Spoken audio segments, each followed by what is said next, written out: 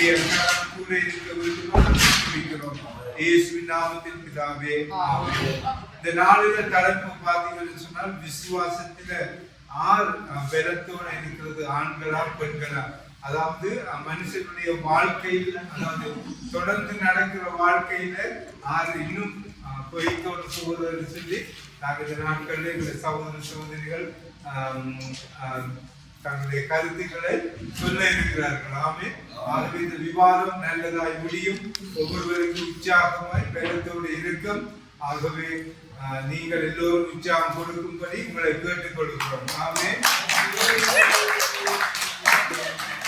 இந்த நாட்களில் நீங்க பார்த்தீங்கன்னு சொன்னா, நாங்கள் எங்க போனாலும், பிரிட்டிஷ் போனாலும் சரி, ரெஸ்டாரண்ட் போனாலும் சரி, ஏர்போர்ட் எங்க போனாலும் பார்த்தீங்கன்னு சொன்னா, இந்த நாட்களில் நாங்க செய்யறது என்னன்னு சொன்னா, வைஃபை கிடைக்குமான்னு சொல்லித்தான் நாங்க பார்க்கறோம் இல்லையா? அப்ப இந்த வைஃபை வந்து என்ன செய்யணும்னு சொன்னா, கனெக்ட் பண்ணுது. வைஃபை பார்க்க முடியாது, ஆனா உலகத்தோடு கனெக்ட் பண்றது நாம் பார்க்கிறோம் இல்லையா? அதே போல்தான் பெய்த்தை வந்து நாங்க பார்க்க முடியாது, ஆனால் நமக்கு அந்த பெய்ட்ல நான் நடக்கிற பொழுது நமக்கு ஒரு ஆசீர்வாதத்தை தருகிறதா இருக்கிறது இல்லையா? ஆகவே பார்த்தீங்கன்னு சொன்னால், விசுவாசம் எப்படிப்பட்டதா இருக்கிறதுன்னு சொன்னால், காணாதவைகளை அவர்கள் விசுவாசத்தில் காண்கிறவர்களாய் காணப்படுகிறது அந்த விசுவாசம்.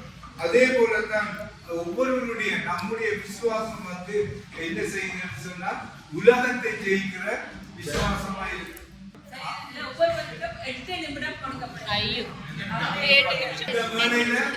சகோதரி வந்து பேசி போறாங்க. உங்களுக்கு தெரியும், நல்ல அமைதியானவங்க, ஆனா இந்த நேரத்துல பேச போறாங்க.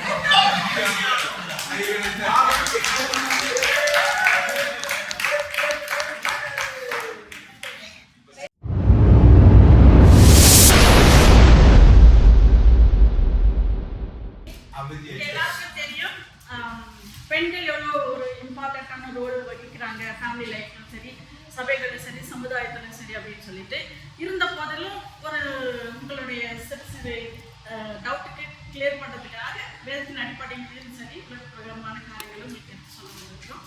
முதலாவதாக நம்ம என் பேர் ரூத் அப்படின்றதுனால பைபிள்லேயே ரூத்துக்காக ஒரு சரித்திரம் கொடுக்கப்பட்டிருக்கிறது. ரூத்துன்ற புக்கை பேஸ் பண்ணி நான் பேச வந்துருக்கிறேன். ரூத் அப்படின்னு பார்க்கும்போது ஒரு மோவாபிய ஸ்திரீ, எல்லாருக்கும் தெரிஞ்ச ஒரு காரியம். ஆண்டவர் அறியாத ஆண்டவர் தேசம். முதலாவதாக பார்க்கும்போது ரூத்தை ஐடென்டிஃபை பண்ணும்போது, அட்ரஸ் பண்ணும்போது வந்துட்டு நகோமியவே வந்துட்டு ரூத்தோட மாமியார் அப்படின்னு தான் சொல்லப்பட்டிருக்குது. ஒரு மோவாபிய ஸ்திரியா இருக்கிறவங்களுக்கு எவ்வளவு ஒரு இம்பார்ட்டன்ட் கொடுக்கப்பட்டிருக்குது வேதத்துல. ஏன் அது மட்டும் இல்லாம அவங்களுடைய வாழ்க்கை வரலாற்றிலேயே சரித்திரத்திலேயே இடம்பெற்றிருக்கிறாள் அப்படின்னு பார்க்கும்போது அவளுக்கு உண்டான அந்த ஃபெய்த் தான்.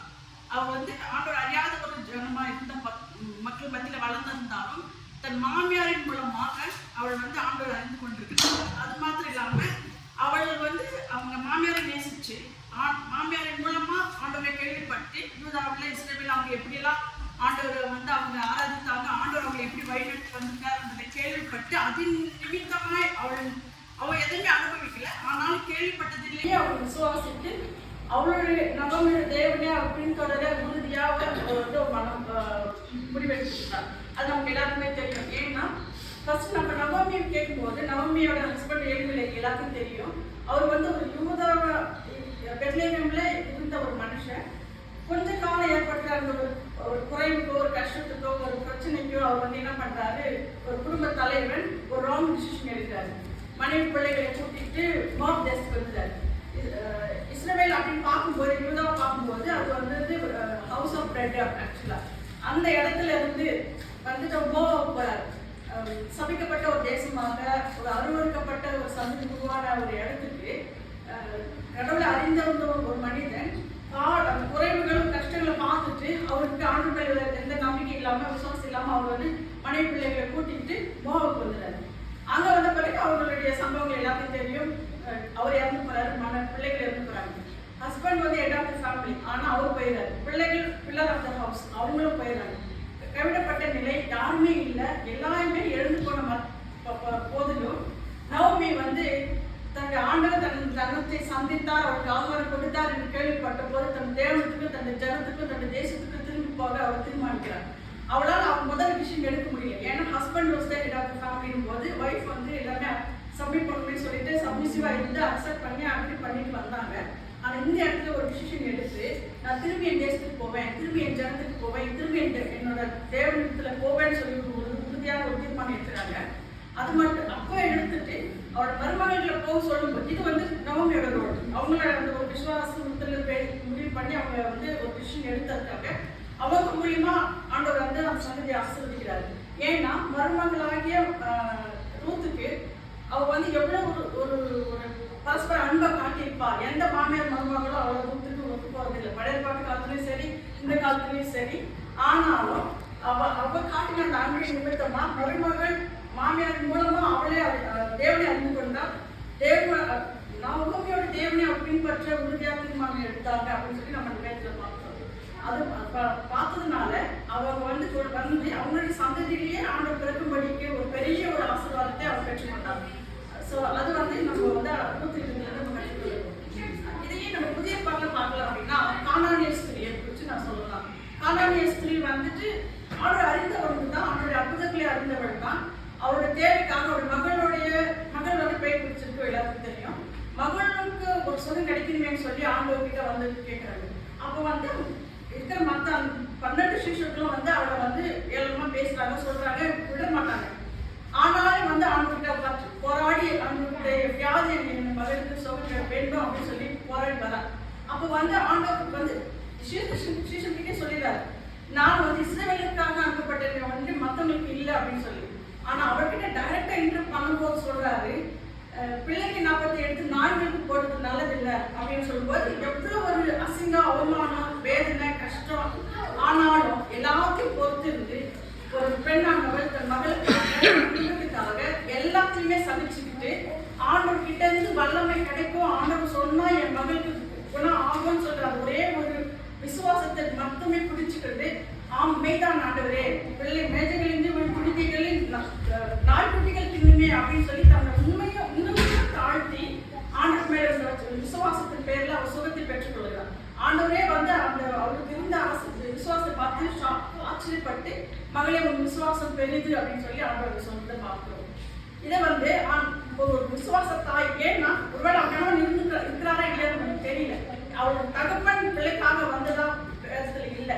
ஒரு தாய் தன் மகளுக்காக எந்த ஒரு பாடம் எடுக்கிறதுக்கும் தயாரா இருப்பா, எப்படிப்பட்ட ஆபத்தான காரியங்களையும் ஃபேஸ் பண்ண தயாரா இருக்கிறா எதிர்பார்க்கிறோம். அதுல வந்து வேதத்தின் அடிப்படையில் பார்க்கும்போது அந்த விசுவாசத்தின் அடிப்படையில விசுவாசத்தை வளர்க்கக்கூடிய தாயாகவும் அவர் இருக்கிறார். அதுதான் புதிய நம்ம பார்க்கிறோம். வந்து தீமோத்தேயுக்கு சொல்லும் போது பாட்டியாகிய லோவிசாலையும் தாயாகிய அநேகையும் அவங்களுக்குள்ளே இருக்க அந்த மாயமற்ற அந்த விசுவாசம் அவங்களுக்குள்ளே நிலைத்திருந்தது அப்படின்னு சொல்லி பவுல் சொல்றாரு.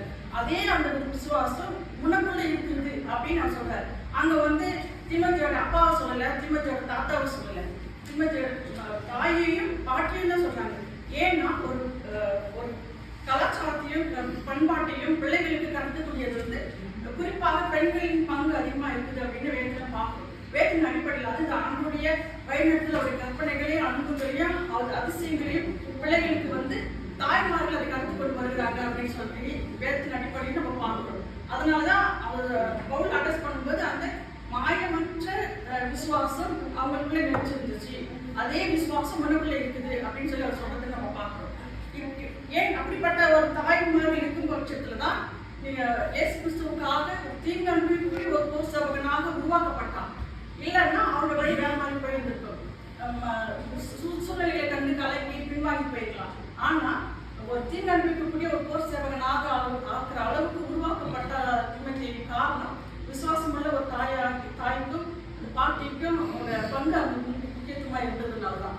இது வந்து நம்ம ஏழி பார்க்கலாம். ஒரு விசுவாச தாயம் இல்லாதனால ஏழி ஒரு தீர்க்கதரிசி இருந்த போதிலும் அந்த குடும்பத்துல பிள்ளைகள் 2 வாலிப பசங்க, அந்த ஒரு தாயின் வழிநடத்தல் இல்லாததுனால பிள்ளைகள் வந்து சோர்ந்து போறாங்க, ஒரு பெரிய சாபத்தையும் பெரிய ஒரு அழிவுக்கும் ஆளாயிட்டாங்க. ஆனா அதே அங்க வந்து அவரோட மனைவியா இருந்து இல்ல ஒரு அம்மாவா இருந்து அந்த ஒரு விசுவாசத்துல அவரோட வழிநடத்தி இருந்திருந்தாங்கன்னா அந்த குடும்பத்துல அவருக்கு ஒரு பெரிய ஒரு ஆசீர்வாதம் கிடைச்சிருக்கும். அவ்வளவு ஒரு ஆசாரினா ஒரு கடவுள்கிட்ட டைரக்டான ஒரு கான்டாக்ட் எந்த ஒரு ஏறி ஒரு ஆசாரியன் பிள்ளைகள் அவரு வாழ்க்கையுமே வந்து பரிதாபமா போயிடுச்சு. ஆண்டவர் வந்து சபிக்கிறார் அவன் வாழ்க்கையை. ஒரு கிழவன் ஒரு கிழவன் கூட உன்னோட சொந்தத்தில் இருக்கவே மாட்டான், எல்லாருமே அல்பாயுசுல போயிடுவாங்கன்னு சொல்லிட்டு. ஏன்னா அந்த தலையும் சரியில்லை, நவமி வந்து கணவனும் அந்த விசுவாசம் இல்லாதனால தலை சரியான எடுக்காததுனால அவள் பாடுகளுக்குள்ளாக போனாங்க, சகலத்தை இழந்தாங்க. ஆனாலும் நவமியின் விசுவாசம் நிமித்தமா மருமகள் மூலமா ஆண்டவர் அதை பயன்படுத்தி குடும்பத்தை கட்டினாரு, சந்ததியே ஆசீர்வதிச்சாரு. இங்கே பார்க்கும்போது இல்லாததுனால அவங்களுடைய அழிவுக்கு எவ்வளவு இழப்புகள் எவ்வளவு அப்படின்னு நம்ம பார்க்கலாம். இது வந்துட்டு நம்ம உலக பிரகாரமா திருக்குறள் வந்து நம்ம வந்து உலக பொதுமறைன்னு அழைக்கப்படும்.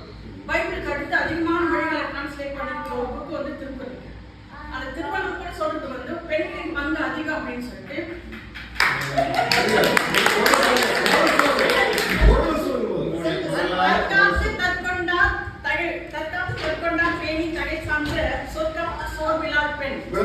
ஒரு பெண்ணானவர் குடும்பத்துல, சமூகத்துல, சமுதாயத்துல கணவன் மகளை காட்டிலும் ஆண்களை காட்டிலும் பெண்ணானவள் தன்னை காத்துக்கொண்டு, தன் குடும்பத்தை காத்துக்கொண்டு, தன் குடும்பத்தார் அனைவரையும் காத்து ஏற்படுகின்ற பெருமையும் புகழையும் ஒன்றும் குறைத்து ஏற்படாதபடி அவனுடைய காப்பதில் உறுதி குலையாமல் இருப்பவள் பெண் அப்படின்னு சொல்லி திருவள்ளுவருமே பெண்ணின் இம்பார்ட்டன்ஸ் சொல்லியிருக்காரு. வேதத்தின் அடிப்படையில் பார்க்கும்போது ஒரு விசுவாச தாய் தான் ஒரு குடும்பத்தில் விசுவாச சமதி உருவாக்க முடியும் என்று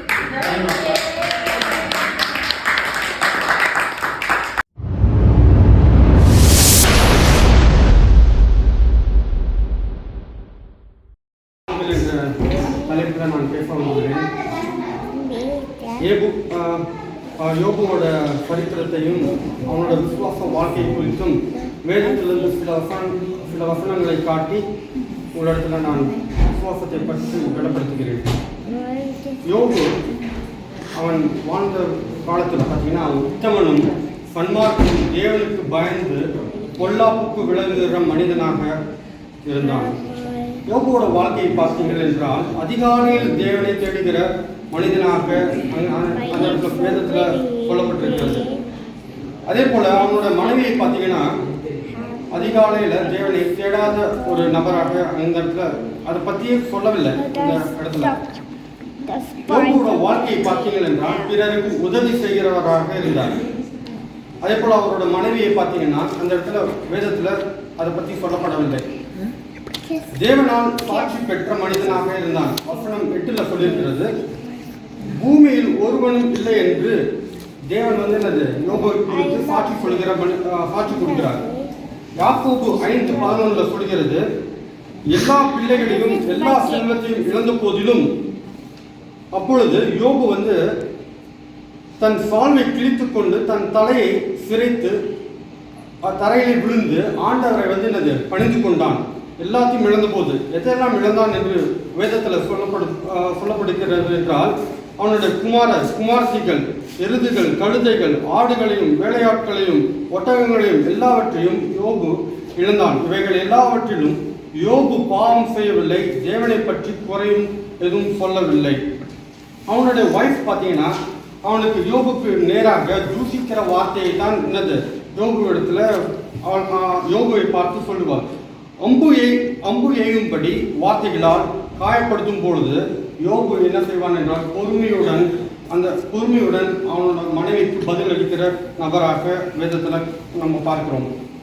யோபுவின் மனைவி தேவனை தூஷிக்கிற ஜீவனை விடு என்று வந்து 9ஆம் வசனத்தில் பார்க்கிறோம். 2:9 பார்த்தீங்கன்னா, அப்பொழுது அவன் மனைவி அவனை பார்த்து, நீ இன்னும் உம்முடைய உத்தமத்தில் உறுதியா நிற்கிறீரோ, தேவனை தூஷித்து ஜீவனை விடும் என்றால். அந்த மாதிரி வார்த்தைகள் எல்லாம் யோபுவின் இடத்துல சொல்லும் பொழுது யோபு விசுவாசத்தில் உறுதியாக இருக்கிற மகனாக நம் வேதத்துல பார்க்கிறோம். யோபுவோட நெக்ஸ்ட் ஸ்டேட்மெண்ட் பார்த்தீங்கன்னா, என் மீட்பர் உயிரோடு இருக்கிறார், நான் அவர் கடைசி நாட்களில் பூமியின் மேல் நிற்பார் என்றும் அவரை நானே பார்ப்பேன், அந்நிய கண்கள் அல்ல என் கண்களே அவரை காணும் என்று ஒரு நல்ல ஒரு சாட்சியுள்ள மனிதனாக நம்ம பார்க்கிறோம். இது வந்து எதை குறிக்கிறது என்றால் ஆண்டவருடைய 2ஆம் வருகை குறித்து இந்த இடத்துல பேசப்படுகிறது. அவனுடைய விசுவாசம் பாருங்க, தேவனை பார்ப்பேன் என்று அவ்வளவு பெரிய விசுவாசம். அவன் வந்து பாடுகள் அனுபவித்த மனிதனாக இருந்தாலும் அவன் தேவனை பார்ப்பேன் என்று ஒரு விசுவாசம் உள்ள மனிதனாக இந்த இடத்துல பார்க்கிறோம். அதுக்கு அடுத்த நெக்ஸ்ட் ஸ்டேட்மெண்ட் பாருங்க, என் ஆவி பிரியும் மட்டும் என் உத்தமத்தை என்னை விட்டு விலக்கேன். நான் உயிரோடு இருக்கும் அளவும் என் இருதயம் என்னை நிற்காது. யோபோட விசுவாச வாழ்க்கையை பார்த்தீங்கள் என்றால், தேவரே, யோபு 42:1 சொல்லுகிறது, தேவரே சகலத்தையும் செய்ய வல்லவர், நீ செய்ய நினைத்தது தடைப்படாது என்று யோபு 42 அதிகாரம் 1 வசனத்துல சொல்லுகிறத பார்க்கிறோம். யோபுவின் முன்னிலைமையை பார்க்கிலும் யோபுவோட பின்னிலைமை பார்த்தீங்கன்னா ஆசீர்வாதமான வாழ்க்கை ஆண்டவர் கொடுத்திருக்கிறார். ஆண்டவர் யோபுக்கு பார்த்தீங்கன்னா 4 ஜெனரேஷன் அவனோட பிள்ளைகளை காணும்படி அவன் ஆண்டவரை விசுவாசித்ததன் மூலமாக அவனுக்குரிய ஆசீர்வாதம் பார்த்தீங்கன்னா அவனோட பிள்ளைகளை வந்துட்டது காணும்படி கர்த்தர் கிருபை செய்தார். விசுவாசத்தின் மூலமாக யோபின் பின் வாழ்க்கை வந்துட்டது ஆசீர்வாதமாக இருந்ததை நம்ம பார்க்கிறோம். யோபுவோட மனைவி குறித்து பார்த்தீர்கள் என்றால் அவள் விசுவாசம் அற்ற ஒரு பெண்ணாக இருந்தாள். அந்த 2ஆம் அதிகாரத்துல பார்த்ததோட நீங்க பார்த்தீங்க என்றால் அந்த மனைவி குறித்து அந்த அந்த கடவுள் சாட்சி கொடுக்கவே இல்லை. அந்த யோபுக்கு விசுவாசத்தோட இருந்ததுனால யோபுவின் பின் வாழ்க்கை குறித்து யோபுவின் புஸ்தகத்துல சொல்லப்பட்டிருக்கிறது. கர்த்தர் தாமே இந்த வசனங்களை ஆசீர்வதிப்பார்கள்.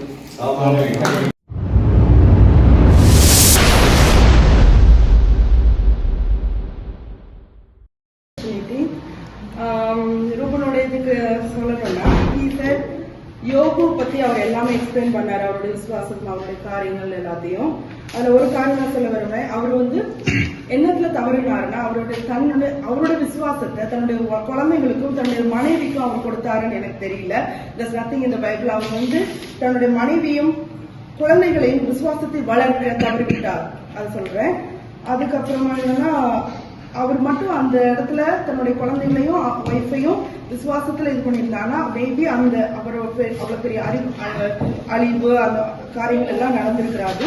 இதே இடத்துல அந்த இடத்துல ஒரு லேடி இருந்திருந்தாங்கன்னா, பெண்ணானவர்கள் இருந்தாங்கன்னா அவங்க அந்த ஃபெய்த்துக்குரிய அந்த டெஸ்ட்ல கண்டிப்பா பாஸ் பண்ணிப்பாங்கன்னு நான் சொல்றேன். எப்படின்னா I would say 2 examples from the Bible.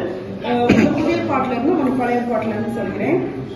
பழைய பாட்டுல இருந்து சொல்ல போனா எஸ்தர் ஒரு குடும்பத்தை இல்ல, ஒரு ராஜ்யத்தை, ஒரு தேசத்தையே விசுவாசத்தினால அவங்க ரெஸ்கியூ பண்ணாங்க. அவங்க அந்த ஒரு ஜன கூட்டத்தையே தேவன் காப்பாத்துறதுக்காக எஸ்தரை ஆண்டவர் ரெடி பண்ணியிருந்தாங்க. அவங்களுடைய ஃபாஸ்டிங் பிரேயர்னாலும் எஸ்தரை பத்தி என்ன கொடுத்துருக்குன்னா எப்படிப்பட்டவர்களா இருந்தாங்கன்னா, பைபிள்ல இருந்து நான் சொல்றேன்.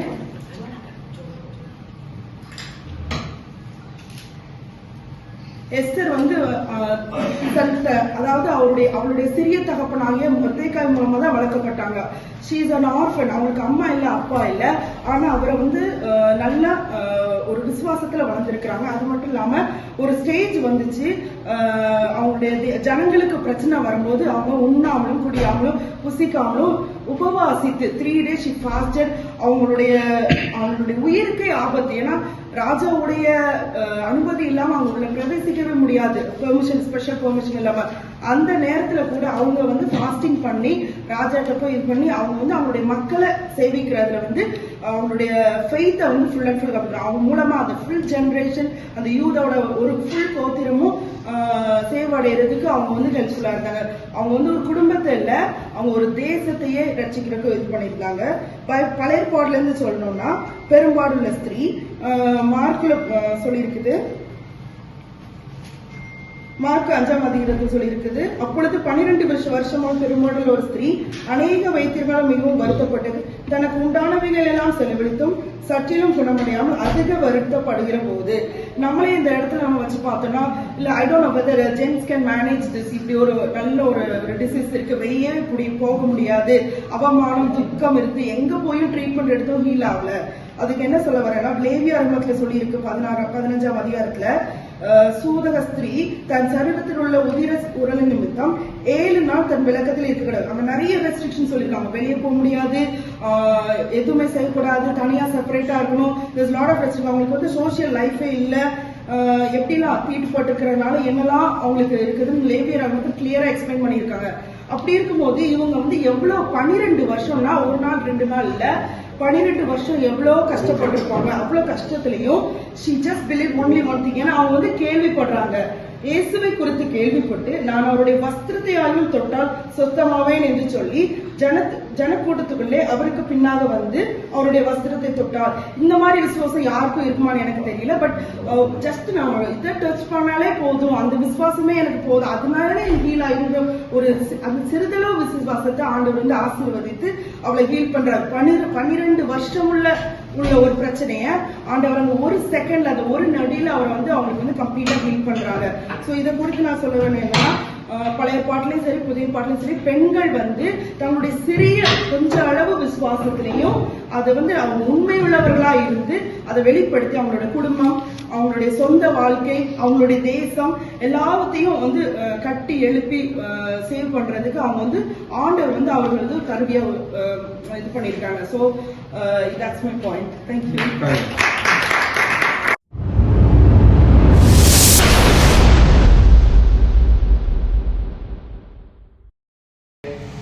உயர்த்தலின் கொண்டாட்டத்தை கொண்டு வந்திருக்கும் எல்லாருக்கும் என்னுடைய வாழ்த்துதலையும் வணக்கத்தையும் தெரிவித்துக் கொள்கிறேன். முதலாவதாக 2 தலைவர்கள், ஒரு தலைவரே போதுமானது, 2 தலைவர்கள் இருக்காங்க.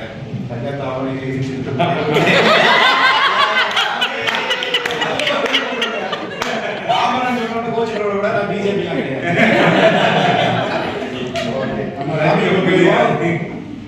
ஒரு முறை கூட நான் வந்து சொல்லிக்கிறேன். ஆமா, தலைவர் நமக்கு எல்லாருக்கும் தெரிஞ்சிருக்கும். விசுவாசத்தில் நிலையா நிற்கிறவங்க ஆண்களா பெண்கள் அப்படிங்கிறது தான். முதலாவதாக கொஞ்சம் உதாரணங்களை சொல்லி நான் தொடங்க ஆசைப்படுகிறேன். சகோதரி ரூத்தும் ஆஷாவும் நிறைய பேசிட்டு போயிட்டாங்க. என்ன பேசுறேன்னு எனக்கு தெரியல.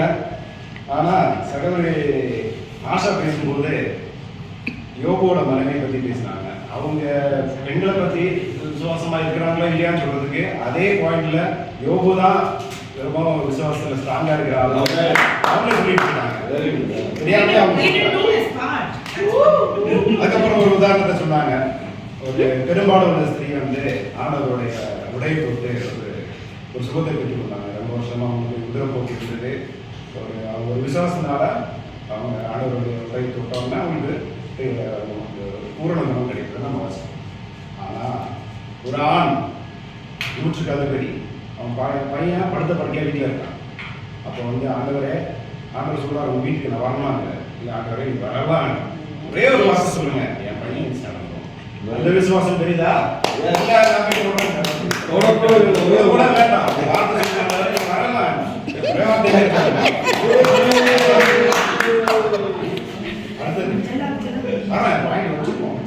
பேசுவோம்ல. எல்லாருக்கும் தெரியும் லோத்தோட மனைவி என்ன பண்ணாங்க, சாதம் கோபுரத்தை வந்து அந்த பட்டணத்தை திரும்பி பார்க்காதீங்கன்னு ஆண்டவர் கட்டளை போட்டிருந்தாரு. எதுக்கு திரும்பி பார்த்தாங்க? விசுவாசம் இல்லாம திரும்பி பார்த்தாங்க. என்ன ஆனாங்க? உப்புத்தோனாய் அங்கேயே சிலை ஒரு உதாரணமா சொல்றாங்க. அடுத்ததாக நம்ம ஆதி பெற்றோர் ஏவா பத்தி நமக்கு தெரியுமே. ஆண்டவர் சாப்பிடக்கூடாதுன்னு சொன்ன ஆப்பிள யார் முதல்ல சாப்பிட்டது? அந்த ஆண்டவரோட கட்டளை யாரு? ஆண்டவரை கூட அந்த சாத்தான் மேல நம்பிக்கை வச்சுட்டாங்க. அங்கேயே உடைக்கப்பட்டதா இல்லையா? கைதட்ட மாட்டீங்களா?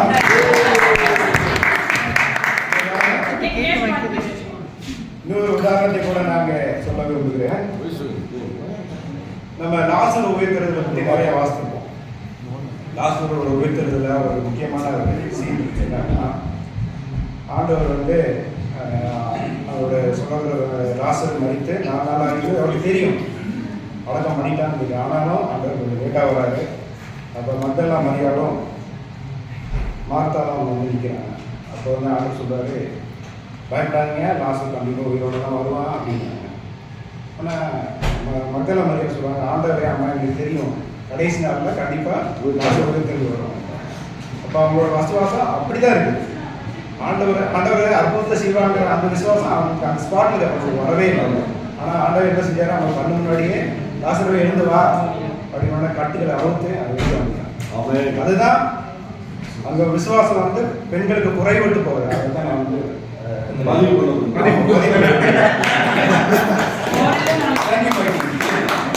அடுத்ததாக ஹோல் பைபிள் நீங்க வந்து வாசிக்கும் போது நிறைய அப்போஸ்தலர்கள் இருக்காங்க.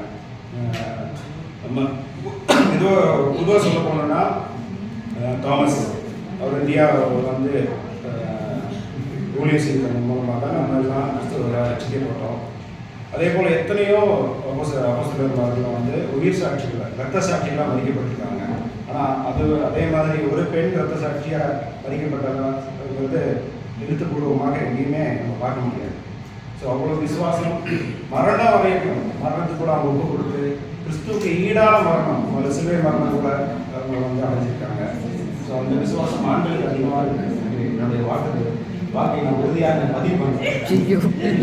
இன்னொரு ரியல் ஸ்டைல் உண்மையான வாழ்க்கை ஸ்டோரியை நான் சொல்லலாம் ஆசைப்படுறேன். வேற யாரெல்லாம் என்னுடைய சொந்தமாக மாமனார் மோகன் அப்பா பார்த்தீங்கன்னா அவர் வந்து ஹிந்து ஃபேமிலினா இந்த சபரிமலைக்கு மாலை போட்டு போகிறோம். குருசாமி மகள் 15 வருஷம் அந்த அளவுக்கு இருந்த ஆள் வாழ்க்கையில் ஏற்பட்ட மாற்றங்கள் மூலமாக ஆண்டவரை ஏற்றுக்கிட்டு அவர் மூலமாக அவருடைய ஃபேமிலி மொத்தமாக வந்து ஆண்டவருக்கு வந்தாங்க. அதை நாங்கள் பார்த்துருக்கோம். ஏன்னா ரிலேட்டிவ்னாங்க. ஸோ அவரோட நான் இந்த ஒரு உண்மையான சாட்சியை நிறுத்தினேன். அவர் மூலமாக அந்த குடும்பமே ரசிக்கப்படுது. அதை நான் சொல்லி வாய்ப்பு கொடுத்த அனைவருக்கும் நன்றி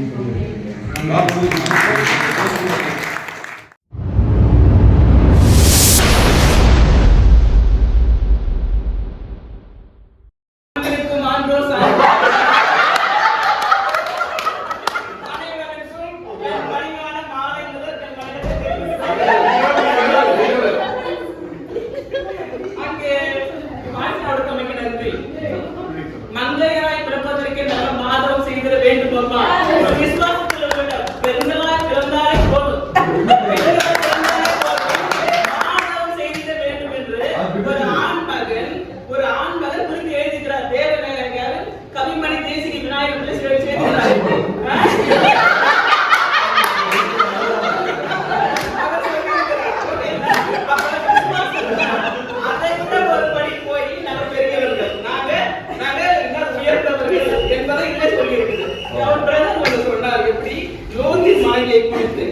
அவரே ஒத்துக்கிட்டாரு.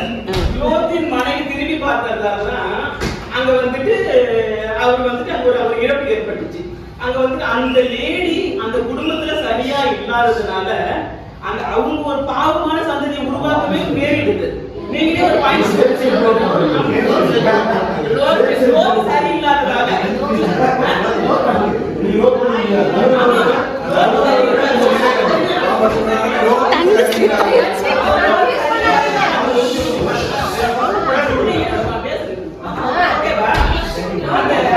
பொண்ணுங்க வந்து அப்பா கூட தப்பா இது பண்ணி ஒரு மோவாபியன் அம்மோனிய சம்பந்தத்துக்கு உருவாயிருக்கு. ஓகேங்களா?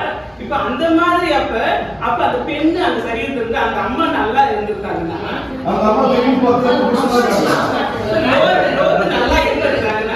நல்லா இருந்திருந்தாங்கன்னா அங்க ஒரு இது இல்லை. அதான் அந்த லோத்து நல்லா இருந்திருந்தாங்கன்னா அங்க ஒரு பாதிப்பு வந்திருக்காரு. ஓகேங்களா? இப்ப அந்த லோத்து சரியில்லாததாலும் அங்க அப்படி ஆயிருக்கு. ஓகேங்களா? இப்ப எனக்கு வந்து இன்னும் ஒரு காரியத்தை என்னுடைய பாயிண்ட்ஸ்க்கு நான் ஒரு எக்ஸ்ட்ரா ஆர்டினரி உமன் இன் தி ஃபெய்த், எக்ஸ்ட்ரா ஆர்டினரி உமன் இன் தி ஃபெய்த் மேரியை நான் பேசுறேன். ஏன்னா மேரி பத்தி பேசணும்னா நிறைய இருக்குது. மேரி தான் வந்துட்டு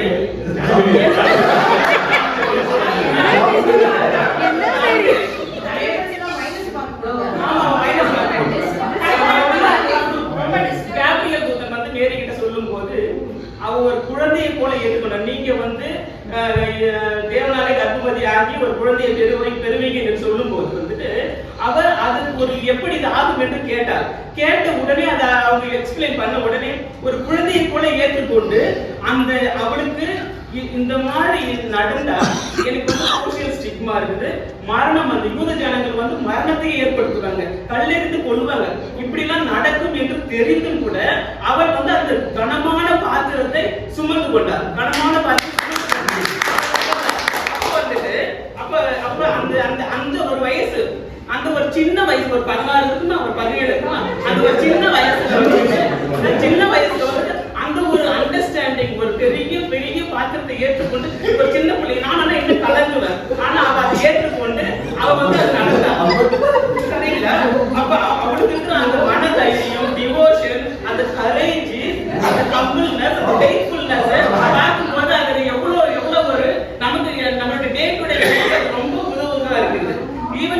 இன்னும் வந்துட்டு அவங்க நம்ம பியாண்ட் அவர் ஹியூமன் அண்டர்ஸ்டாண்டிங் வந்து அது ஹெல்ப் பண்றதா இருக்குது.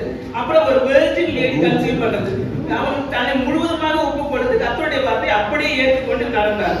அவருடைய தைரியத்தையும் தியாகத்தையும் அன்பின் பெய்த்தையும் பார்க்கும்போது அது வந்துட்டு நிஜமா யாருமே கம்பேர் பண்ண முடியாது. நீங்க நினைக்கிறீங்களே விசுவாசத்தின் தந்தையாகிய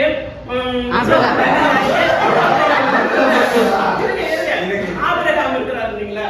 ஆபிரகாமுக்கு அவர் கல்யாணம் பண்ணினதுக்கு அப்புறம் தான் வந்து கர்த்தர் நான் உங்களை கூட்டு உங்களுக்கு வந்து உங்க சந்ததியை பெருகு பண்ணுவேன்னு சொல்லி சொல்றாரு. ஆனா இது கம்பேர் பண்ணி பார்த்தோம்னா இது எங்க ஏஜ்ல இருக்கிற இந்த பெண்ணுக்கும் அவருக்கும் பார்க்கும்போது எவ்வளவு கேப் வித்தியாசம் இருக்கு பாருங்க. இன்னும் வந்து பாத்தீங்கன்னா அந்த ஆபிரகாம் வந்துட்டு எகிப்துக்கு போகும்போது எகிப்துல வந்து அந்த எகிப்து ராஜாவுக்கு பயந்து, ஏழாவது ராஜாவுக்கு பயந்து இது தங்கச்சின்னு சொல்லிட்டாரு, பொண்டாட்டி தங்கச்சின்னு சொல்லிட்டு உயிருக்கு பயந்து அப்படி சொல்லியிருக்கிறாரு. ஆனா வந்துட்டு இந்த மரியாதை கிட்ட வந்துட்டு இயேசு கிறிஸ்து ஒப்பு கொடுக்கும்போது நீங்க கர்ப்பவதி ஆகும்போது ஒரு நாள் டவுட் பண்ணல. என்னுடைய நான் வந்துட்டு இங்க வந்து தண்ணி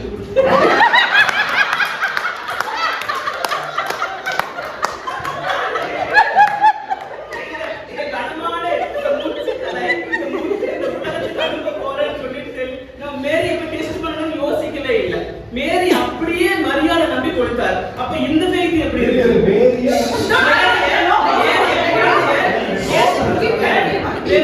மரியாதை நம்பி அப்படியே கொடுத்திருக்காங்க. சரிங்களா? இப்ப அந்த ஃபெய்த்துக்கு இந்த ஃபெய்த்துக்கு எவ்வளவு இருக்குது பாருங்க. அப்ப அதனால இந்த மரியாதைய ஃபெய்த் எல்லாத்துக்கும் விசுவாசம் தந்தையாக ஃபெய்த்துக்கு மேல இருக்குதுன்னு சொல்லிட்டு அதுக்கப்புறம் என்ன ஒண்ணு பாத்தீங்கன்னா ராகாவை பத்தி பேசுறேன். ராகாவ் வந்துட்டு ஒரு செவிகளினாலே கேட்டுக்கிறாங்க கர்த்தரை பத்தி. இந்த இயேசு இந்த இஸ்ரவேலின் தேவன் ராகாவ் ஜெரிகோவை சுத்தி பார்த்து கேவு பண்ண போகும்போது ஸ்பையா பண்ணவங்களுக்கு அடைக்கலை கொடுத்தாங்கல்ல, அவ வந்துட்டு நம்ம இவங்களை இந்த ஸ்பையான எதிரியா இருக்குல்ல, இந்த ஸ்பையை நம்ம வீட்டுல வச்சோம்னா நமக்கு பிரச்சனை ஆகும். அப்புறம் வந்துட்டு அவ மணியை கூட பொருட்படுத்தல, அவ மணிக்கு தான் இருக்கிறாரு, மணியை கூட பொருட்படுத்தல. ஆனா அதுலயும் விட்டுட்டு வந்துட்டு இந்த ஜனங்களுக்கு செவி மூலியமாக கேட்டு இந்த ஜனங்களுக்கு வந்துட்டு அடைக்கல் கொடுத்து அவங்களுக்கு அந்த வீட்டுல அடைக்கல் வச்சு தங்க வைக்கிறார். அப்ப தங்க வச்சு அந்த ஜனங்களுக்கு வந்துட்டு அடைக்கல் கொடுக்குறார். அப்ப அவன சொல்றான், இந்த இஸ்ரவேலின் தேவன் வந்துட்டு நிறைய செவி மூலியமாக கேட்டு வந்துட்டு அவங்களுக்கு வந்துட்டு எல்லா யுத்தத்துல வல்லவராக இருக்கிறார், இவர்தான் ஜெயிப்பாருன்னு சொல்லிட்டு நீங்க வந்து இந்த நான் எங்களை ஏற்றுக்கோ, இந்த நாட்டை ஆட்கொள்ளும் போது எங்களுக்கு ஒரு இடம் கொடுங்க, எங்களை காப்பாத்துங்கன்னு சொல்லிட்டு அந்த விசுவாசத்தினால அவனுக்கு வந்துட்டு அந்த ஜீனியாலஜில மேத்யூ 1:5 அவ இடம் பெறுறார். யாரு? சல்மோனுக்கு வைஃபாகவும் போவாசுக்கு அம்மாவாகவும் மாறுறார். அப்ப அந்த சின்ன ஃபெய்த் வந்துட்டு அப்ப இயேசு யார்களை முன்குறித்தாரோ அவரை ஏற்றுக்கொண்டு அவரை மகிமைப்படுத்தி இருக்கிறார் என்பதை இந்த விவாதத்தின் மூலமாக வைக்கிறேன். பெண்களே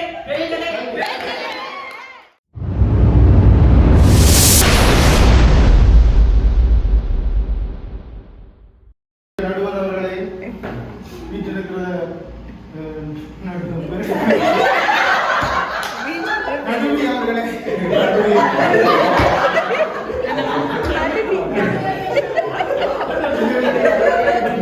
எதிர்கட்சியிலே வீட்டிலிருக்கிறதான பெண்மணிகளே,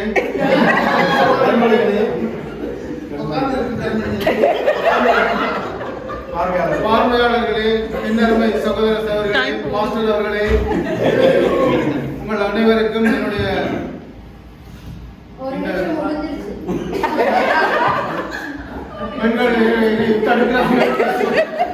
அதாவது உங்கள் அனைவருக்கும் என்னுடைய முதற்கண் வணக்கம். அதாவது இந்த நாளிலே பேச வந்த தலைப்பு என்னவென்று சொன்னால், தலைப்பை மறந்துவிட்டு பேசுறாங்க. என்ன பேச வந்தது? நான் சுற்றி வளைத்து பேச விரும்பவில்லை. எதிர்கட்சியாளர்களை குறித்து நாக்கை பிடிப்பது போல கேட்க விரும்புகிறேன். அதாவது பேச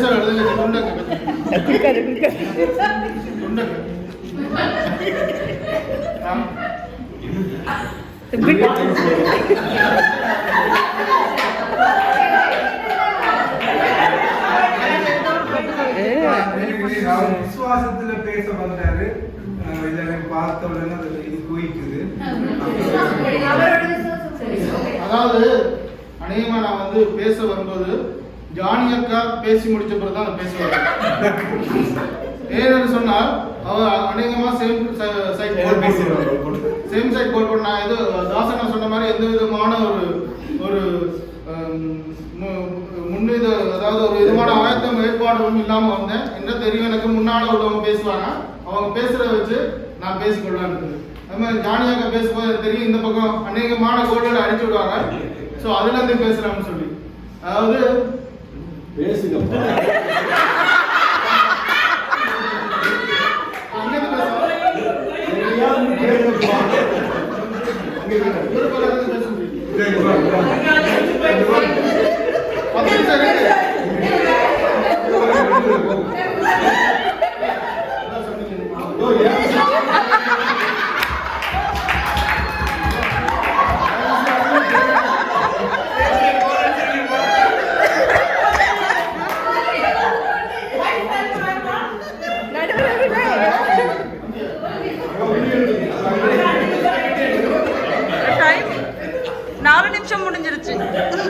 ஒரு வீட்டுல 2 ஆள் இருக்க முடியாது. கண்டிப்பா ஆண்டவர் வந்து ஆணும் பெண்ணும் அதாவது விசுவாசத்தில் நிலைத்து நிற்பது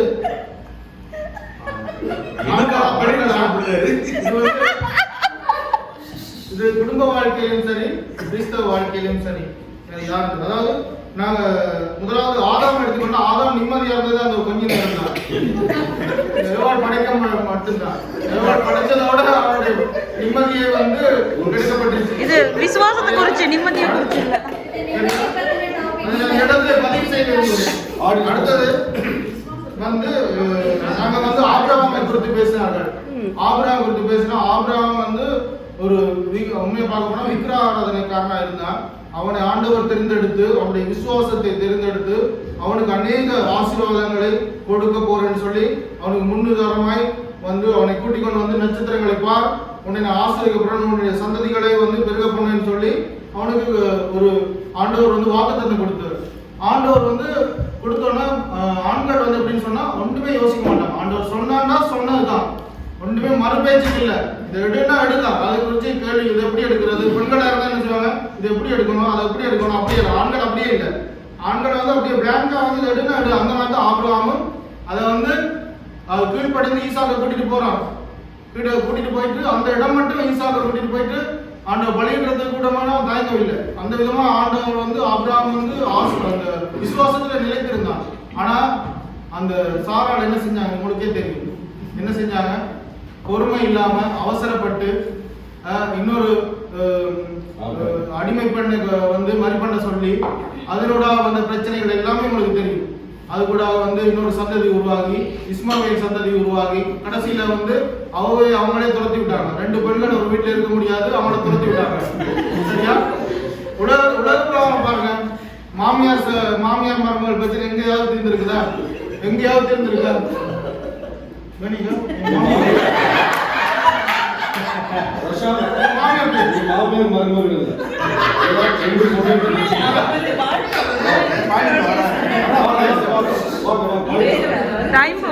விசுவாசத்துல ஒரு சர்ச்சுக்கு போறோம்னா கூட மாமியார் விட மாட்டாங்க. அதுதான் சொல்லுவாங்க. சரியா? சரியா? இதே நான் சொல்றது. சோ அந்த மாதிரி வந்து அதுக்கு பவுல பாருங்க. சரி, அந்த இடத்துல வந்து அந்த ஆபிரகாம் இது உதாரணம் உங்களுக்கு புரிஞ்சு நினைக்கிறேன். பவுல் எடுத்துக்கொண்டா பவுல் என்ன சொல்றாரு, திருமணம் முடிக்க வேணும்னு சொல்லிடுற, திருமணம் முடிக்காமல் இருந்தால் நல்லதுன்னு சொல்றாரு. புரிஞ்சா உங்களுக்கு? நீங்க ஊழியம் செய்யணும்னு சொன்னா விசுவாசத்துல நிலைச்சு ஊழியம் செய்யணும்னு நினைச்சா நீங்க திருமணம் முடிக்காமல் இருந்தால் நல்லதுன்னு சொல்றாரு. சோ பவுல் வந்து ஏன் அப்படி சொன்னாருன்னா ஒரு காரணம் இல்லாம சொல்ல மாட்டாரு. புரிஞ்சா? சோ அது ஒன்று. அடுத்த இயேசுடைய 12 சீசர்களை பாத்தீங்களா? ஒருத்தர் கூட 12 வாங்கி சீசர்கள்ல வந்து இல்ல சரி, அடுத்து வந்து ஒரு ரத்த சாட்சியை காட்டுங்க ஒரு பெண்ல. அது அந்த காலத்துல பெண்களை அடிமையா வச்சிருந்தாங்க. ஆனா அப்படியேதான் சிலர் ஒரு பெண் ரத்த சாட்சியை காட்டுங்க பைபிள்ல இருந்து. சரியா? சோ இந்த மாதிரி அதே போல பாத்தீங்கன்னா எத்தனை பேர் தான் ரத்த சாட்சியை எடுத்துட்டு வராங்க? சபை புரியல என்ன சொல்லுங்க? சபை எடுத்துக்கொண்டு சொன்னா சபை வந்து எதற்கு குறிப்பிடப்படுது வேதத்துல? மணவாட்டி என்பது பெண்பால். இந்த சபை வந்து பாத்தீங்கன்னா அநேக சபைகள் உலகத்துல விழுந்து போயிருக்கு விசுவாச குறைவான. ஆண்டவர் வந்து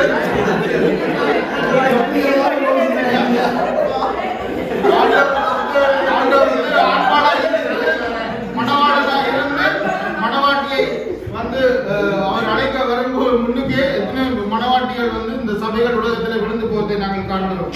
சரியா? அதே போல அதாவது தாயின் சிறந்த கோயிலுமே தந்தை சொல்மிக்க மந்திரம் இல்லைன்னு சொல்லுவாங்க. இவங்க திருக்குறள் சொன்னீங்க. ஆனா தந்தை சொல்மிக்க மந்திரம் இல்லைன்னா அதாவது ஆண்கள் எப்பயுமே வந்து அவசரப்பட மாட்டாங்க. ஆண்கள் எப்பயுமே நிதானமாக, ஒரு அப்பா வந்து நிதானமா, ஒரு இப்போ உதாரணத்துக்கு ஒரு பிள்ளை ஓடி வந்து விழுந்துருச்சுன்னா அம்மா வந்து ஓடி போயிட்டு ஐயோ அப்படின்னு அது பதறுவாங்க, இது பண்ணுவாங்க. அவங்களுக்கு வந்து ஃபீலிங்ஸ், அதாவது எமோஷன் அந்த மாதிரி தான். ஆனா அப்பா அம்மா அப்படின்னு வந்து என்ன யோசிப்பாங்கன்னா அறிவுபூர்வமாக தான் யோசிப்பாங்க. எப்பயுமே விசுவாசத்தை பத்தி வாங்க. விசுவாசம் அந்த பக்குவம் ஆண்டவர் வந்து ஆண்களுக்கு ஆட்டோமேட்டிக்காவே, அதாவது நேச்சராகவே கொடுத்துருக்காரு. அதாவது நான் விழுந்துட்டாங்கன்னா பையனை கூப்பிட்டு ஏன் விழுந்து அவனுக்கு சொல்லிக் கொடுப்பாங்க. இல்லாட்டி இந்த படியில் எப்படி வரக்கூடாது, இப்படி வருது, அந்த மாதிரி. பெண்கள் அப்படி இல்லை, உடனடியாக அவனை கூப்பிட்டு ஐயோன்னு சொல்லி அவனை இன்னும் இது பண்ணுவாங்க. ஸோ இந்த மாதிரி நிறைய விதமான பலவீனங்கள் வந்து பெண்கள் இருக்குது.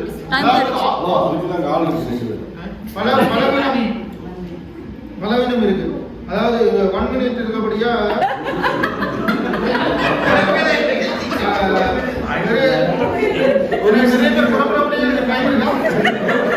இன்னும் டைம் தான் போகுது. ஒரு சிறு ஜோக்கான கதையை சொல்லி முடிக்கலாம் என்று நினைக்கிறேன்.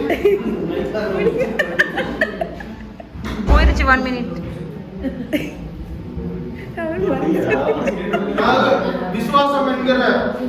விசுவாசம் என்கிற ஒரு வண்டியில சீட் வந்து ஆண்களா இருக்கு. பெண்கள் வேணா பின்னால வேணா உட்கார்ந்து வரலாம். ஆனா ஓட்டுறது வந்து ஆண்களா தான் இருக்கணும் எப்பயுமே. இல்லைன்னா வந்து நீங்க விசுவாச குறைவை ஏற்படுத்தி விட்டுருவீங்க. நீங்க வேணா பின்னால இருங்க, ஆனா வாய் முடிச்சு பேசாம இருக்கணும். டிரைவர் ஒண்ணுமே சொல்லக்கூடாது. அந்த மாதிரி இருக்கணும். அதாவது ஒரு போட்ல வந்து ஒரு 3 பெண்கள் போய் வந்து ஒரு 3 பெண்கள் ஆற்றை கடக்கிறதுக்கு கடக்கிறதுக்காக இருந்தாங்களா. அந்த நேரத்துல வந்து அவங்க என்னன்னு சொன்னா வந்து அந்த படகோட்டி வந்து ஒரு ஆணா இருந்தாரு. அந்த 3 பெண்களும் அந்த கரையை சேர்வதற்காக ஏறிட்டு அவங்களுடைய பெருமை கதைகளை பேசிட்டு இருந்தாங்க. அவனை போட்டு நீ என்ன படிச்சிருக்கேன்? ஒண்ணுமே படிக்கிறேன்னா நான் வந்து ஒரு பெண் மருத்துவ தெரியுமா, அப்படியா, நான் விசுவாசத்தில் அப்படி இப்படின்னு சொன்னாங்க. அப்புறமா வந்து இன்னொரு டாக்டர் வந்து இன்னொரு இன்ஜினியர் பெண் இருந்தாங்க. அவங்க அந்த மாதிரி பேசிட்டு இருந்தாங்க. அப்படி 3 பேருமே பேசிட்டு இருக்கும்போது கடைசியா வந்து அந்த படகோட்டி வந்து பயங்கர காத்தடிக்கும் போது படகு ஆட தெரிஞ்சிச்சு. அப்போ வந்து அந்த படகோட்டி கேட்டாரா, உங்களுக்கு நீச்சல் தெரியுமா கேட்டாரா? இல்லைன்னு தெரியா. அப்போ வந்து டக்குன்னு அவர் சொன்னாரா, நீச்சல் தெரியாத எனக்கு இது தெரியாத மாதிரி உங்களுக்கு நீச்சல் தெரியாதுன்னு சொல்லி அவங்கள அப்படியே டட்டா காட்டிட்டு அவர் அப்படியே படம் எடுத்துட்டு போயிட்டார். ஸோ அதாவது நகைச்சுவைக்காக இந்த கதையை சொன்னேன். சம்மந்தமே இல்லையே.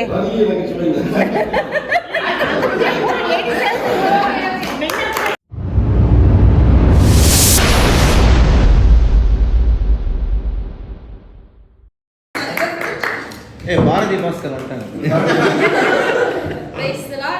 ஆன்றோருக்கும் சான்றோருக்கும் மேடையில் அமர்ந்திருக்கும் எங்களுடைய நடுவர் அவர்களுக்கும் எங்களுடைய மாலை வணக்கம். ஸோ ஃபஸ்ட்டு ரோஷான்றதுக்கு பதில் சொல்லிட்டு அப்புறம் என்னோட டாபிக்குள்ளே போய்க்கிறேன். இப்போ வந்து டாப்பிக்கே வந்து ஆண்களுக்கா பெண்களுக்கா விசுவாசம் தான். நீங்கள் ஃபஸ்ட்டு வந்து ஆதாம் நிம்மதியை இழந்தார். நீங்கள் நிம்மதியை பற்றி நம்ம டாப்பிக்கே பேசுறது இல்லை. ஓகேவா? First point. செகண்ட் வந்து ஆபிரகாமுடைய விசுவாசத்தை குறித்து சொன்னீங்க. ஸோ ஸோ நம்ம எங்களோட சைடில் நாங்கள் வந்து மேரியை பற்றி பேசணும் இல்லையா, இயேசு கிறிஸ்து வந்த மூலியமா. அதாவது மேரிக்கு வந்து எந்த விதமான டெஸ்ட்டுமே கிடையாது. When God I mean Gabriel came and told her, அவங்க வந்து அப்படியே ஆண்டவரே நாங்கள் உமது அடிமை, நீங்கள் சொல்ல எனக்கு ஆகும்னாங்க. ஆனால் ஆபிரகாம் விசுவாசத்தின் தகப்பன் என்று கூறப்பட்டாலும் அவருக்கு வந்து எப்போ தெரியுமா அவருக்கு டெஸ்ட் நடக்குது, நீ வந்து உண்மையிலுமே என்னை நேசிக்கிறியான்னு உன்னோட மகனை கொடுன்னு சொன்னாங்க. அந்த டெஸ்ட் பண்ண அப்புறம் தான் நீ வந்து ஆபிரகாம் விசுவாசத்தின் தகப்பன் அவருக்கு கொடுக்கப்பட்டது. ஓகேவா, அந்த பாயிண்ட் கிளியர் ஆயிடுச்சு. அடுத்தது நீங்கள் சொன்னீங்க இந்த ரத்த சாட்சின்னு. ரத்த சாட்சி ஏன் போறீங்க? வாழ்க்கையில சாட்சி இருக்குதா? ஃபர்ஸ்ட் வாழ்க்கையில இப்போ வந்து நாங்க நினைச்சோம் நீங்க அடிச்சு தூக்கி கிளப்புவீங்கன்னு நினைச்சா நீங்க வந்து இப்பதான் வந்து லோத்துங்கிறீங்க, யோபுங்கிறீங்க. எந்த பைபிளை திறந்தீங்கன்னா ஃபுல்லா மேல இருந்து கீழே வரைக்கும் ஆண்களுடைய விசுவாசம் தான் இருக்கு. ஆனா நிறைய இருக்கும். ஆனா எங்க முத்துக்களோ வைரங்களோ இருக்கும். நான் வைரம் வந்து கொஞ்சமா தான் இருக்கும். Very few you can pick them up. அப்படிதான் இருக்கு. அப்படி இருந்தும் இவ்வளவு ஸ்ட்ராங்கா நாம பேசுறோம்னா அப்பவே நீங்க புரிஞ்சுக்கணும் பெண்களுக்கு தான் விசுவாசம் ஜாஸ்தி. இன்னொன்னு வந்து ரோஷா பிரதர் சொன்னாரு, ஆண்கள் வந்து பிரெயினை யூஸ் பண்ணுவாங்க. பிரெயினை யூஸ் பண்ணி தான் உங்களுக்கு விசுவாசமே இல்லாம போச்சு. ஓகேவா, விசுவாசம் என்பது நம்பப்படுகளின் உறுதியும் காணப்படாதவர்களின் நிச்சயம். ஸோ நாங்கள் காணப்படாமலேயே நாங்கள் வந்து அதை விசுவாசிக்கிறோம். அதுக்கு நான் பின்னாடி வரேன் என்ன சொல்றது அப்படின்னு. ஸோ என்னுடைய நான் யாரை வந்து பெண்களுக்கு விசுவாசம் ஜாஸ்தி நான் சொன்னேன்னா சமாரிட்டன் விமன், சமாரிய ஸ்திரியை குறித்து சொன்னேன். அவங்க வந்துட்டு அந்த ஊர்லேயே ஒதுக்கப்பட்டு இருந்தாலும் அவங்களுக்கு சொன்ன அந்த நற்செய்தியை அவங்க சொல்ல ஒரு நாளும் அவங்க யோசிக்கல, தாமதிக்கல, தவறலை. இம்மீடியட்டாக போய் அவங்களுக்கு கிடைச்ச நற்செய்தியை அவங்க போய் சொன்னாங்க இல்லையா. அது ஒன்று நான் சொல்லணும்னு நினச்சேன். இன்னொன்று வந்து அண்ணாள் ஹேனாவை குறித்து நான் சொல்லணும்னு நினைக்கிறேன். ஏன்னா ஹேனாவுக்கு வந்து ரொம்ப காலமாக அவளுக்கு வந்து பிள்ளை இல்லாமல் இருந்தது. இப்போ வந்து விசுவாசம் எப்படி வந்து டெஸ்ட் பண்ணப்படும், இல்லை விசுவாசம் எங்கே இருக்கும் நமக்கு அப்படின்னா, அதாவது நார்மலாக லைஃப் போகும்போது நம்ம எல்லாருமே விசுவாசிப்போம். நல்ல வேலை இருக்கும், நல்ல சாப்பாடு இருக்கும், எல்லாமே இருக்கும். அப்போ விசுவாசம் வந்து நமக்கு பிரச்சனையே கிடையாது. எங்கே போராட்டங்கள் வருதோ அங்கே தான் விசுவாசத்துக்கு ட்ரபிளே வரும். நீங்கள் ஹேனாவை பார்த்தீங்கன்னா அவளுடைய எல்கனாவுடைய 2 மனைவிகள். அந்த ஒரு மனைவிக்கு பிள்ளை இருக்கு, அண்ணாளுக்கோ பிள்ளை இல்லாத இருந்தது. அப்போ அவங்க வந்து ரொம்ப மனமடிவாக்கும்படியாக அண்ணாவை குறித்து அதிகமாக பேசினாங்க. ஆனாலும் அண்ணாள் வந்து ஒரு நாள் சோர்ந்து போகாமல் அவங்க வந்து அதிக பிரயாசப்பட்டு ஜெபிச்சு ஆண்டவருக்கு ஒரு பொருத்தனை பண்ணுறாங்க. ஆண்டவரே நீங்கள் வந்து எனக்கு ஒரு பிள்ளையை கொடுத்தா நான் வந்து உங்களுக்கு திருப்பி தருவேன். அது அங்கேயே விசுவாசம் வந்துருச்சு. Actions without deeds without action is dead இல்லையா. கிரியை இல்லாத விசுவாசம் செத்ததா இருக்கும். அப்போ அவங்களுக்கு விசுவாசம் இருக்கும்போது அவங்க என்ன சொல்றாங்க, ஆண்டவரே நீங்க எனக்கு ஒரு பிள்ளையை கொடுத்தா நான் திருப்பி கொடுத்துருவேன், உங்களுக்கு உங்களுடைய ஊழியத்திற்காக நான் என் பிள்ளையை கொடுக்குறேன்னு சொல்றாங்க. ஸோ விசுவாசம் எங்கே வருதுன்னா அவங்களுக்கு இவ்வளோ நாள் நமக்கு பிள்ளை இல்லை, ஆண்டவர் எனக்கு ஒரு பிள்ளை கொடுத்தாலும் எனக்காக வச்சுக்கல, நான் வந்து உங்களுக்கு மறுபடியும் கொடுத்தது. There she shows an action. So என்ன எப்போதுமே ஒரு விசுவாசம் நமக்குள்ளே இருக்கணும்னா அது வந்து கிரியின் மூலயமா அது கண்டிப்பாக வெளிப்படும். ஸோ பெண்களுக்கு அதிகமான விசுவாசம் உண்டு. அது மட்டும் இல்லாமல் அவள் வந்து பெர்சிஸ்டண்டாக ப்ரே பண்ணால் நாட் ஒன்லி தட் அவங்க வந்துட்டு அவங்க சொன்ன அந்த வார்த்தையை கீப்பப் பண்ணாங்க. கரெக்டாக அந்த வயசில் கொண்டு போய் விட்டு சாமுவேல் தீர்க்கதரிசி அவங்க எழுதுனாங்க. இப்போ வந்து வாழ்க்கையில் நமக்கு விசுவாசம் வந்து ஒரு நேரத்தில், அதாவது எமோஷ்னலாக நம்ம பேசும்போது நம்ம விசுவாசம் பயங்கர ஹைப்பில் இருக்கும். அதுக்கப்புறம் அந்த 2 நாள் அப்படியே போனாலும் நம்ம விசுவாசம் டொப்புன்னு முடிஞ்சிடும். அப்படி இல்லாமல் அண்ணா கொடுத்த அந்த வாக்குறுதியை அவங்க கடைசி வரைக்கும் முடிச்சாங்க. இப்போ எங்களுடைய இது நான் சொன்னேன் சில முத்துக்கள் தான் இருக்குது, வைரங்கள் தான் இருக்குது. அதனால நாங்கள் அதிகமான கேரக்டர்ஸ் வந்து பைபிள் இல்லை. So I thought I take my life experience, அதை வந்து உங்களோட ஷேர் பண்ணலாம்னு நினச்சேன். இது வந்து எதிர்கட்சியில் இருக்கிற மிகவும் உதவியாகவும் அது உற்சாக தரக்கூடியதாகவும் அவருடைய விசுவாசத்தை பலப்படுத்துவதாகவும் இருக்கும். ஏன்னா அவர் வந்து இப்போ மறுதளிக்கவே முடியாது, முன்பாக இருக்கிறார்.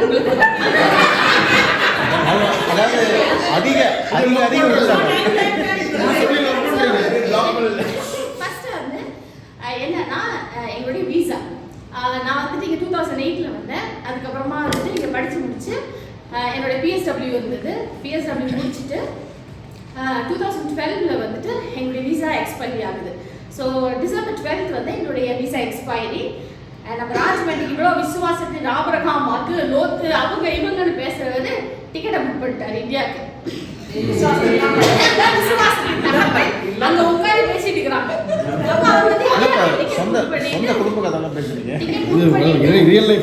அதுக்கப்புறமா நான் வந்து சொன்னாரு, நான் வந்து இந்தியாவுக்கு டிக்கெட் புக் பண்ணிட்டேன் அப்படின்னு சொன்னாரு. அப்ப நான் சொன்னேன், யாரு கேட்ட புக் பண்ணீங்க அப்படின்னு. யாரு விசா எக்ஸ்பைரி ஆகுது. நான் சொன்னேன், நான் இந்த ஊருக்கு வரும்பொழுது ஆண்டவருக்கு வந்து எனக்கு முன்னாடியே சொன்னாரு, என்ன சொன்னாரு அப்படின்றது அவருக்கும் தெரியும். அது நான் சொன்னேன், ஆண்டவர் வந்து இங்க வருவதற்கு முன்பதாகவே எனக்கு அது சொல்லியிருக்கிறாரு. நீ என்னுடைய வசனத்தை சுமந்து செல்லுகிற உடன்படிக்கை பெட்டி சொல்லி தான் என்னை அனுப்பிச்சிருக்கிறாரு அப்படி நான் தெளிவாக அவர்கிட்ட சொன்னாலும் அவருடைய பிரெயின் இவர் சொன்னார் இல்லையா, ப்ராக்டிக்கல் பிரெயின் வேலை செஞ்சு கடகடன்னு போய் லேப்டாப்பில் கிளிக் பண்ணி டிக்கெட் புக் பண்ணிட்டேன். நான் சொன்னேன், என் தலையே விழுந்தாலும் நான் வர மாட்டேன், ஏன்னா கர்த்தர் எனக்கு கொடுத்த வாக்குறுதியை அவர் நிறைவேற்றுவார், அழைத்தவர் உண்மை உள்ளவர்னு சொல்லி இருக்கிற 8ஆம் தேதியிலேருந்து 12ஆம் தேதிக்குள்ள 4 நாளில் எங்களுடைய விசா புக் பண்ணி நாங்கள் இன்னும் இங்கே இருக்கிறோம். யாருக்கு விசுவாசம் அதிகமாக இருந்தது? நிரூபிக்கப்பட்ட விசுவாசம். இன்னொன்று வந்து அவரையே தாக்கும். இங்கே வந்து நான் 2008 வந்து 2009 வந்தாரு. வந்து ஃபர்ஸ்ட் 2008-2009 பயங்கரமான ரிசெஷன் எல்லாருக்கும் தெரியும். அப்போ என்ன ஆச்சு அப்படின்னா இவர் வந்தோடனே வேலையே கிடைக்கல. ஸோ ஃபஸ்ட்டு வந்த மந்த்லேயே நாங்கள் இருந்த வீடு ப்ளஸ் புது வீட்டுக்கு போன அட்வான்ஸு, இருக்கிற வீட்டின் வாடகைன்னு சொல்லி கிட்டத்தட்ட 4 மாதத்துடைய காசு போயிடுச்சு. இவர் வந்த மளிகை சாமான் எல்லாமும் தீர்ந்து போச்சு. கிட்டத்தட்ட 1 மாதம் வேலை இல்லாமல் போயிட்டோம். அப்போவும் வந்து என்ன எங்கே போய் வேலை கிடைத்தாலும் வேலை கிடைக்கல.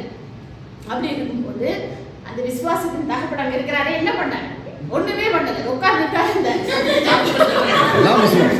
ஆமா, நீங்க தான் விசுவாசத்தின் தகப்பன் பேசுறீங்க. அதெல்லாம் அமைதியா இருந்தோம். ஆனா இவ்வளவு நேரம் பேசினவர் இப்போ அமைதியில் ஆயிட்டாரு. கவனிக்கிறப்ப அடுத்த நாள் தான் பேசுறேன். அப்போ அந்த டைம்ல வந்துட்டு நான் வீட்டில் வந்து பாத்திரம் கழுவிட்டு இருக்கேன். பாத்திரம் கழுவிட்டு நான் ஆண்டவர்கிட்ட பேசிட்டு இருக்கேன், ஏசப்பா அப்போ எனக்கு வந்து அடுத்த மாசத்துக்கான வாடகை கொடுக்கணும். ஆனால் பேங்க்ல வந்து காசே கிடையாது, எடுத்தா என்னோட எஜுகேஷன் ஒன்று எடுக்கணும்.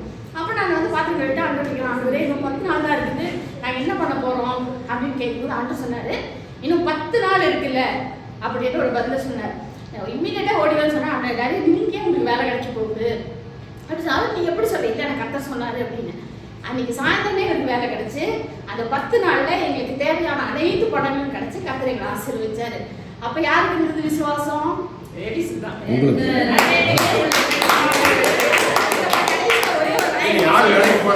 இதெல்லாம் பிளாக்மெயில், இதெல்லாம் நாங்கள் அசரமா சொல்லி முடிக்கிறேன். மேலும் நீங்கள் விசுவாசம் உள்ளவர்களாய் ஜெபத்திலே எவைகளை கேட்கிறீர்களோ அவைகள் எல்லாம் பெறுவீர்கள் என்றார். இப்ப வந்து இவ்வளவு தூரம் பேசினவங்க எல்லாம் அவங்க வாழ்க்கையின் சாட்சி இருந்ததா? நமக்கு வந்து வேதாகமத்துல வந்து இப்ப ஏற்பட்டவங்க இருந்தாங்க. நம்முடைய கர்த்தர் நேற்றும் இன்றும் என்றும் மாறாதவர்னு சொல்றாரு. அப்போ அந்த விசுவாசத்தின் வாழ்க்கையின் சாட்சி நம்ம வாழ்க்கையில் நடந்திருக்கா? அதுதான் முக்கியம். அதோட இன்னொரு எக்ஸாம்பிள் சொல்றேன். என்னுடைய மகள் வந்து இப்போ பிளேஸ்மெண்ட்டுக்காக வெயிட் பண்ணிட்டு இருந்தா. அப்போ அது வந்து ஒரு டஃப் காம்படிஷன். அவளுக்கு வந்து கார்டியாலஜி சர்ஜரியில் அவளுக்கு பிளேஸ்மெண்ட் வேணும்னு சொல்லி அப்போ சொன்னா, mummy it's a very tough competition, அதுக்கு வந்து நமக்கு அப்ளை பண்ணால் கூட கிடைக்காது அப்படின்னா. அப்போ நான் சொன்னேன், ஆண்டவர் சொல்றாரு, உன் ஆத்மா வாழ்வது போல் நீ எல்லா வருஷமும் வாழ்ந்து நீ சும்மா இருக்கு கர்த்தர் சொல்லியிருக்காரு. இது வந்து கர்த்தரோட குண்டு பண்ணின ஒரு ஸ்டடி. அதனால நீ என்னெல்லாம் விரும்புறியோ அதெல்லாம் உனக்கு கர்த்தர் வாய்க்கப்படுவாரு. அதெல்லாம் நான் அவளுக்கு சொன்னேன், இவ்வளோ நாள் வந்து நீ பைபிள் படிச்சிருக்கிற, வசனத்தை மனப்பாடம் பண்ணியிருக்கிற, but this is time to show you in action. நீ வந்து விசுவாசிச்சு கர்த்தர் எனக்கு தருவாரு, நீ விசுவாசிச்சு நீ பண்ணு, உன்னை ஆண்டவர் ஆசீர்வதிப்பாருன்னு சொன்னேன். அதே போல அத்தனை பேர் மத்தியிலும் என் பிள்ளைக்கு அந்த சீட்டை கர்த்தர் கொடுத்தாரு. ஸோ நம்ம நம்பி எதை செய்தாலும் கர்த்தர், இது வந்து நான் போய் சொல்றேன்ல, நான் எங்க வீட்டுக்கு முன்னாடியே தருகிறாரு, அவர் வந்து இதை மறுதளிக்கவே முடியாது. ஸோ விசுவாசம் எங்களுக்கே உரியது என்று சொல்லி எனக்கு வாய்ப்பளித்ததுக்கு நன்றி சொல்லுகிறேன். ஒரே ஒரு விஷயம் மாட்டிக்கினாரு.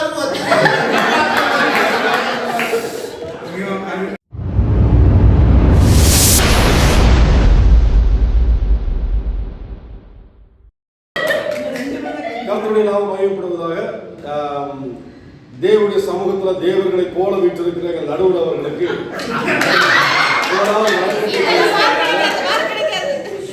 வணக்கத்தை தெரிவித்துக் கொள்கிறேன். நம்முடைய தேவனை போல ஒரே மனுஷனாக அவர்கள் முன்பாக பேசுவதில் மகிழ்ச்சி. ஒவ்வொருவருக்காகவும் நான் நன்றி செலுத்துகிறேன். அல்லேலூயா. சகோதரி சொன்னாங்க, சிஸ்டர் சொன்னாங்க,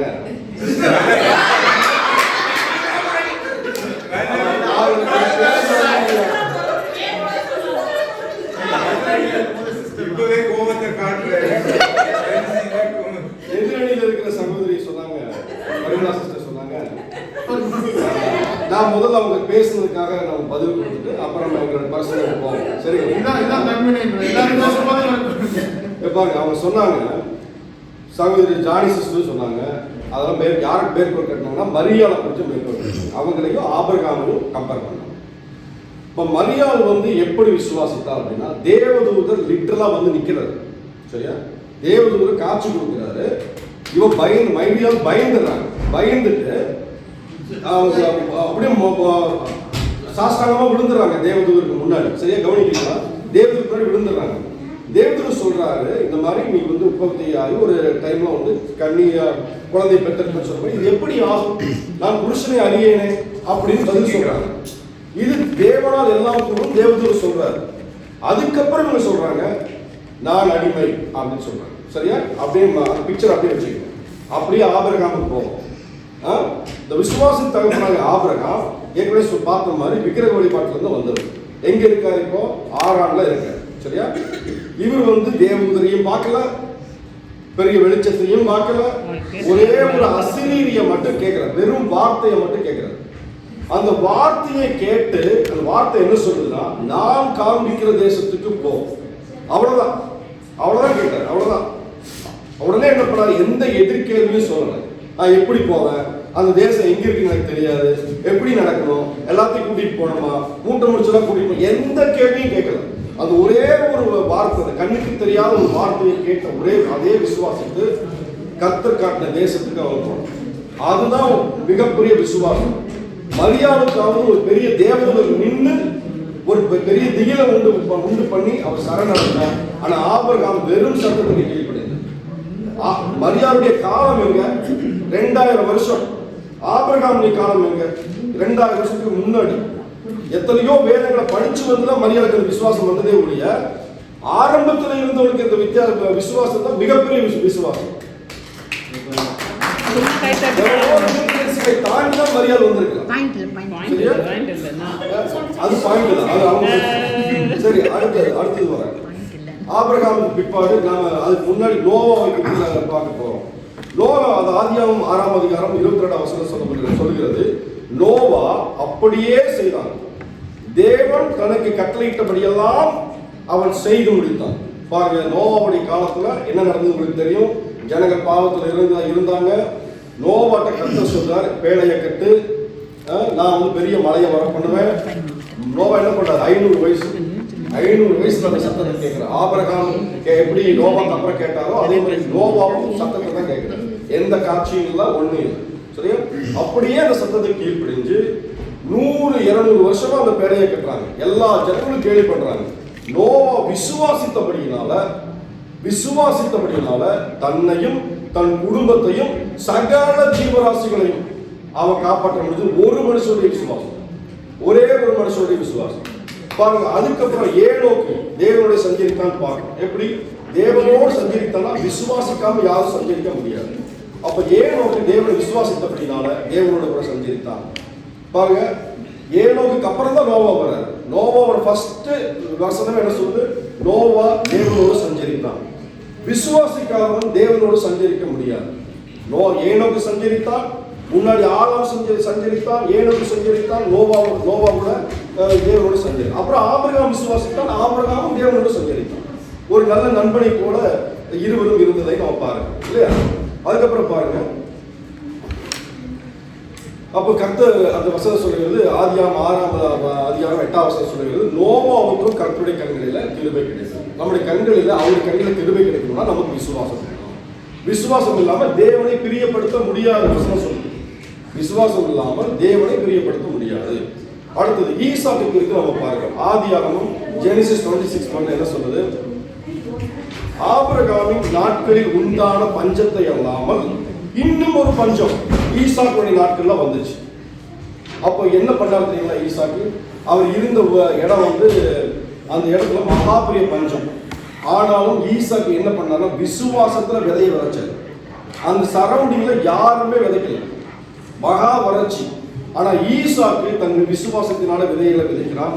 என்ன பலன்னா 100% பலன், 100% அப்படியே டபுள் மடங்கா எடுக்கிறது. இதை எல்லாரும் பார்த்து ஆச்சரியம் பண்ணாங்க. அப்படி விசுவாசத்தினாலே, அதான் வந்து இப்ரேயர்ல நம்ம பார்க்கிறோம், விசுவாசத்தினாலேயே ஈசாக்கு அப்படின்னு பார்க்கிறோம். ஸோ அது ஒரு எக்ஸாம்பிள் நான் சொல்றேன். அடுத்தது யாக்கோபு. யாக்கோபு ஆதியாகமம் 31-41 வசனம் சொல்கிறது, இந்த 20 வருஷங்களும் யாக்கோபுக்கு என்ன நடந்தது? லாபான் வந்து ஏமாத்துறார், யாக்கோபை ஏமாத்துறார் இல்லையா? யாக்கோபு வந்து புலம்புறார், இந்த மாதிரி 20 வருஷம் நான் உங்களுக்காக வேலை செஞ்சேன், 16 வருஷம் உங்களுடைய குமாரத்திகளுக்காகவும் 6 வருஷம் உங்க ஆடுகளை மேய்க்கவும் நான் உங்களிடத்துல சேவை செஞ்சேன். ஆனா நீங்க என்ன பண்ணீங்க? 10 தடவை என் சம்பளத்தை மாத்தினீங்க அப்படின்னு சொல்லி புலம்பிட்டு அப்புறம் என்ன சொல்றாரு? ஆனாலும் தேவனாடைய கர்த்தர் என்னோடு இருந்தபடியினால நீர் இன்னும் என்னை ஏமாத்தாதபடிக்கு கர்த்தனை பாதுகாத்தான்னு சொல்றான் யாக்கோபு. அப்போ அவன் கஷ்டப்பட்ட காலகட்டத்தில் தேவன் மேல் இருந்த விசுவாசத்தினால இந்த 20 வருஷத்தையும் பொறுத்து கொண்டான். 20 வருஷத்தை எப்படி அவன் கடந்து வந்தான்னா தன் விசுவாசத்தினாலே கடந்து வந்தான். அதனால தான் மிகப்பெரிய சந்ததியோடு கூட, மிகப்பெரிய ஆசீர்வாதத்தோடு கூட, ஆடு மாடுகளோடு கூட அந்த இடத்தை விட்டு வெளியே வந்தான். விசுவாசத்துல ஜெயித்தவனாக யாக்கோபு இருக்கிறத நம்ம பார்க்கிறோம். அடுத்து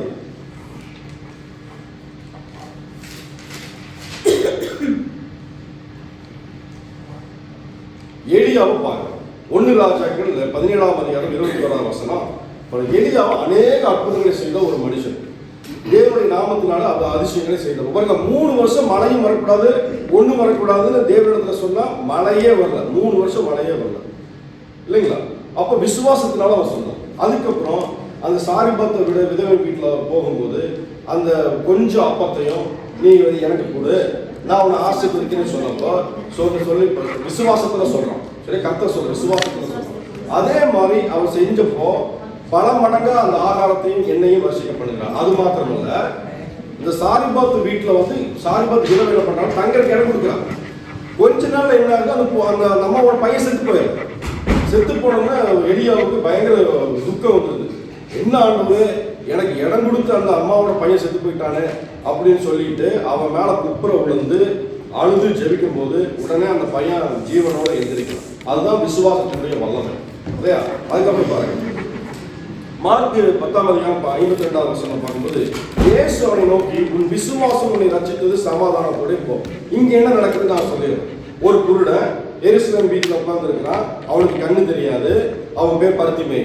அவன் வந்து அவனுக்கு தெரியுது நிறைய பேர் நடந்து போறாங்க, காலடி சத்தம் கேட்குது. உடனே அவனுக்கு தெரியுது, யாருன்னு கேட்கறான். பக்கத்தில் கேட்கும்போது நம்ம இயேசு போறாருன்னு கேள்விப்பட்டது. உடனே அவன் கத்துறான், தாவீது குமாரனே எனக்கு மனம் இறங்கும், தாவீது குமாரனே மனம் இறங்குன்னு எல்லா சீஷர்கள் சொல்றாங்க, அதட்டுறாங்க. ஆனா இவனுக்குள்ள இருந்த விசுவாசத்தை கர்த்தர் பார்த்து அவனுக்கு கண்களை தொட்டு சுகம் கொடுத்து அந்த வசனம் என்ன சொல்றாரு? அவரு இயேசுவை நோக்கி, உன் விசுவாசம் உன்னை ரட்சித்தது, சமாதானத்தோட போ என்றார். இப்ப முடிக்கிறதாக பிள்ளை முடிக்கிறதுக்காக இப்ப வந்து எங்க நேரம் இஸ்ரவேலர் வந்து மோசே வந்து ஜனங்களை வந்து வேவுக்காரரை வந்து அங்க அனுப்பும்போது எல்லோரும் அவிசுவாசமான காரியங்களை கொண்டு சொல்றாங்க. ஆனா காலேபும் யோசுவாவும் மாத்திரம்தான் விசுவாசமான அறிக்கையை வந்து சொல்றாங்க. அவங்க என்ன சொல்றாங்க? அப்பொழுது இந்த அவிசுவாசமான வார்த்தைகளை கேட்கும்போது எல்லாரும் கூக்குரலிட்டு புலம்பினார்கள். ஜனங்கள் என்று முழுவதும் அழுதார்கள். நைட்டெல்லாம் அழுகிறாங்க இஸ்ரவேல் ஜனங்கள். அது கேட்டு பயந்து. ஆனா யோசுவா சொல்கிறான், இல்ல அந்த தேசத்தை கர்த்தர் நமக்கு ஒப்பு கொடுத்துருக்கான், நம்ம சூழ்நிலைக்கிற போகிறோங்கிற விசுவாச வார்த்தைகளை சொன்னபடினால எல்லாரும் உற்சாகம் அடைந்து அப்புறம் கானான் தேசத்துக்குள்ள அவங்க போறதை நம்ம பார்க்கிறோம். அல்லேலூயா. அது 7 சரிங்களா? உன்னோட கடைசியாக அவங்க ரிப்ளை பண்ணுறாங்க. சகோதரி சொன்னாங்க, அவருடைய கணவர் வந்து கணவரை பத்தி என்ன சொன்னாங்க? சகோதரி கணவரை பத்தி என்ன சொன்னாங்க? அதாவது அந்த கணவருக்கு வந்து விசுவாசம் இல்லாம இருந்திருந்தா அந்த சகோதரி சொன்னதை வந்து கேட்டு ஆமா அப்படின்னு இல்ல விசுவாசம் இருந்தபடினாலதான் அவங்க சொன்னது விசுவாசம் இருந்தபடினாலதான் சரி சொல்றாங்க விசுவாசிப்போம் அப்படின்னு சொல்லி தான் பொறுமையா இருந்தாங்க. பொறுமையா ஒரு விசுவாசம். இப்ப வந்து இல்ல நீ கர்த்தருக்கு சத்தம் கேட்கல நான் அவங்க நம்ப மாட்டேன்னு சொல்லி இருந்தா அது வேற பாவமா போயிடும் இல்லையா? டிக்கெட் சரி ஓகே இல்லைங்க முடிச்சிடும். அதாவது ஒரு ஆணுக்கு விசுவாசம் வந்தால் அது அவனோட நிற்பதில்லை. அது வந்து உலக ஜனங்களையும் பாதிக்கிறது, பெரிய கூட்டத்தை ரட்சிப்புக்குள்ளாக கொண்டு போய் நடத்துகிறது. ஆனா ஒரு பெண்ணுக்கு விசுவாசம் வந்தா அவளோடு கூட நின்று விடும். சரியா? This was individual. Faith is individual. For a man, it affects all people, whole nation.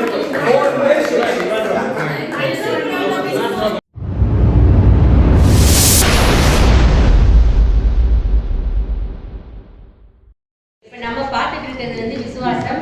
விசுவாசம் என்பது நம்பப்படுகிறவைகளின் உறுதியும் காணப்படாதவைகளின் நிச்சயமா இருக்கிறது. இதுல வந்து நம்ம என்ன பார்த்துட்டு இருக்கோம்னா, பெண்களுக்கு தான் விசுவாசம் இருக்கு, ஆண்களுக்கு இல்லைன்னு இல்லை, ஆண்களுக்கு தான் இருக்கு, பெண்களுக்கு இல்லைன்னு இல்லை, யாருக்கு யாரை விட கூடுதலா இருக்குது அப்படின்னு பாக்குறோம். அது மட்டும் இல்ல, இப்ப அவங்க என்ன சொன்னாங்கன்னா, ஒரு ஆணுக்கு விசுவாசம் வந்துச்சுன்னா அவரோட நின்றோம், பெண்களுக்கு வந்தா அவங்களோட நின்றோம், ஆண்களுக்கு வந்தா எல்லாருக்கும் போகும்னாங்க. ஆனா இப்போ நம்ம எடுத்துக்காட்டா நீங்க இப்ப யோபுவை சொன்னாங்க. யோபு வந்து விசுவாசம் உள்ளவனா இருந்தான், ரைட்டு தான். அவன் ரொம்ப தேவனுக்கு முன்பாக நீதிமானா உத்தமனா இருந்தா, எல்லாமே கரெக்டா, அதை அக்செப்ட் பண்றேன். ஆனா அவன் தன் பிள்ளைங்க பாவம் செஞ்சிருப்பாங்களோ அப்படின்னு சொல்லி டெய்லி பலி செலுத்தினானா. So he was not sure of the faith. everyday பலி செலுத்தினாங்க. அவன் வந்து அவங்களோட தைரியம் நல்லாதான் இருக்காங்கன்ற ஒரு தைரியம் இல்ல, தன்னுடைய மனைவியை தேவனுக்குள்ளாக வழிநடத்த தவறினாங்க. எத்தனையோ பிள்ளைங்க இருந்தாங்க, அத்தனை பிள்ளைங்க பெற்றிருந்தோம், 20 வருஷமா கூட வாழ்ந்திருந்தும் அவன் வந்து தன் மனைவியை கூட ஆதாயப்படுத்தாம அவன் மட்டும் விசுவாசியாக இருந்தான் இல்லையா? ஆனா இதே ஒரு எஸ்தர் ராஜாஜி எழுப்பினப்ப என்ன ஆச்சுன்னா, அந்த ஹோல் யூத ஜனங்களையே அவளால் ரட்சிக்க முடிந்தது. ஒரு ரூத் எழுப்பினப்ப என்ன ஆச்சுன்னா, அவனால இயேசு கிறிஸ்துவையே பிறப்பிக்க முடிந்தது.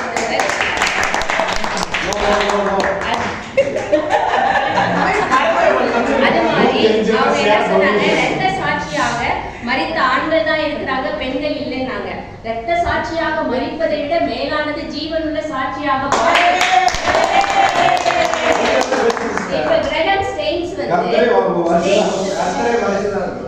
ஸ்டெயின்ஸும் அவங்களுடைய 2 மகன்களும் இறந்து போயிட்டாங்க. ஆனா அவங்க இறந்துட்டாங்க, ஒரு நிமிஷத்துல அவங்களுடைய வாழ்க்கை முடிஞ்சிருச்சு, ஆண்டவருக்காக இறந்துட்டாங்க. ஆனா அவங்க வைஃப் அந்த சுமைகளை மனசுல ஏற்றுக்கொண்டு ஒவ்வொரு நாளும் இன்னும் ஆண்டவருக்கு என்று விசுவாசமாக வாழ்ந்து கொண்டிருக்கிறாங்க. அப்ப அவங்களுடைய பெய்த்து பெருசா இல்ல ரத்த சாட்சியாக மரித்தவருடைய பெய்த்து கூட இவங்க தான் அனுதினமும் அனுபவிக்கிறாங்க.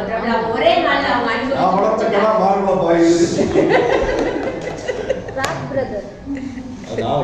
அது மட்டும் இல்ல, இப்ப வந்து மணவாட்டின்னு சொன்னாங்க. அவங்க மணவாட்டி எடுத்துக்கொள்ள அப்ப வந்து ஆண்டவரே வந்து ஒரு பெண்ணுக்கு தான் விசுவாசம் அதிகமா இருக்கும்னு நினைச்சு அப்ப அந்த மணவாட்டியாகி அந்த பெண்ணை போல உங்களுக்கு விசுவாசம் இல்லாவிட்டால் நீங்களே பரலோகத்துக்கு போக மாட்டீர்கள். மணவாட்டியை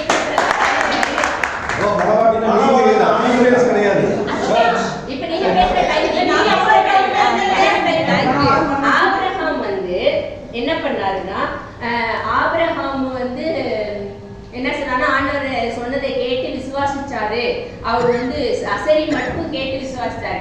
அவருடைய அந்த வயது, அவங்க சொன்னாங்க அவருடைய வயது எப்படி, இந்த சின்ன பொண்ணு கன்னி பொண்ணு அவகிட்ட போய் ஆனா சொல்ல ஆண்டவரே இது எப்படி ஆகும்னு டவுட் அந்த கேட்டதுனால ஒரு பெரிய தப்பாக இல்லை. ஆனா அவன் எடுத்து சொன்ன உடனே பரிசுத்தாவி உன்னிடத்தில் வரும், உன்னிடத்தில் உற்பத்தி ஆகுது. அப்படியா, அப்படிப்பட்ட மகத்தான பதவி இப்பவுமே நான் எடுத்துக்கிறேன் ஆண்டவரேன்னு சப்மிட் பண்ணிட்டாங்க. அவன் அந்த கேட்டதுக்கு ஒரு பெரிய தப்பு. ஆனா இதே ஆபிரகாமும் 3 தூதர்கள் வந்து விசிட் பண்ணி சாப்பாடெல்லாம் செஞ்சு போட்டுட்டு அந்த 3 தூதர்களும் என்ன சொன்னாங்க, உனக்கு உற்பவ காலத்திலே நான் வருவேன், உன் கையிலே ஒரு குழந்தை இருக்கும்னு சொல்லிட்டு போனதை அவர் விசுவாசம் இருந்தா எதுக்காக ஆபிரகாமை சேர்ந்தாரு?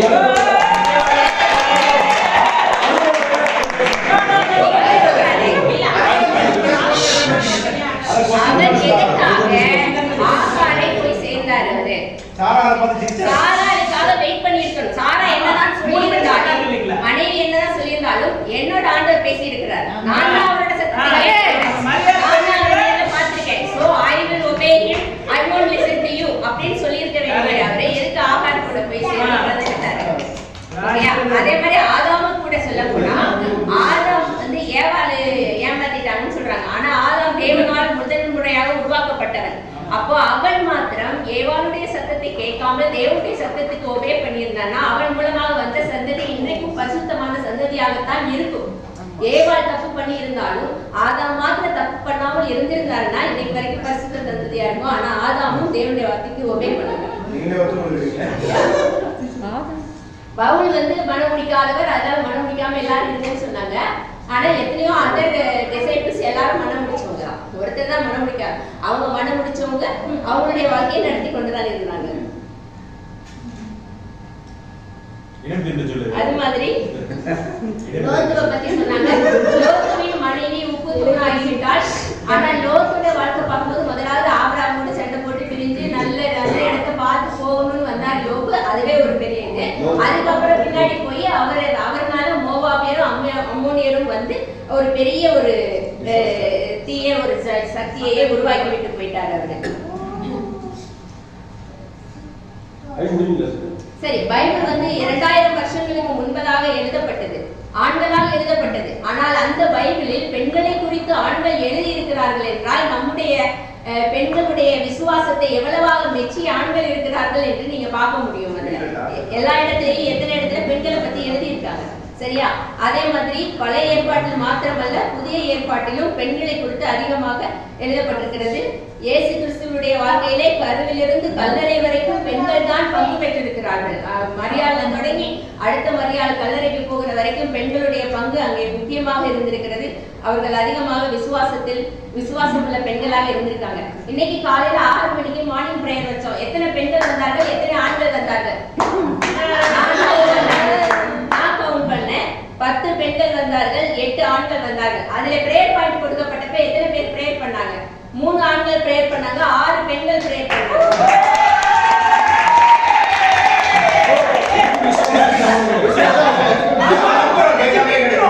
அதாவது ஒரு பெண்ணுக்குள்ள அந்த தாகமும் அந்த இது ஆண்டவரை தேட வேண்டும் என்ற வாஞ்சையும் விசுவாசமும் இருக்கும் பொழுது அதன் மூலமாக தன் குழந்தைகளுக்கும் தன் நெய்பர்ஸுக்கும் மற்றவர்களுக்கும் அந்த விசுவாசத்தை அவள் பரப்புகிறார்.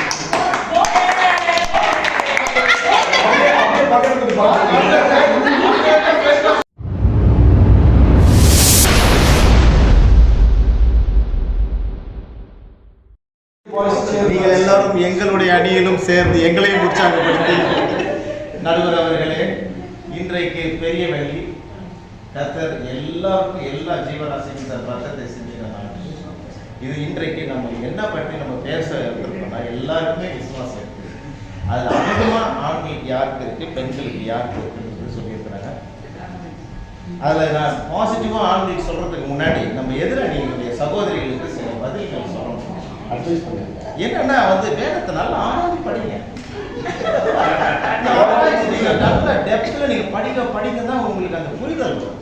நான் முதல்ல சொல்லிடுறேன், சிஸ்டர் கோமதி வந்து பிரேயர் இன்னைக்கு 8 ஆண்கள் 10 பெண்கள் இருந்தாங்கன்னு சொன்னாங்க.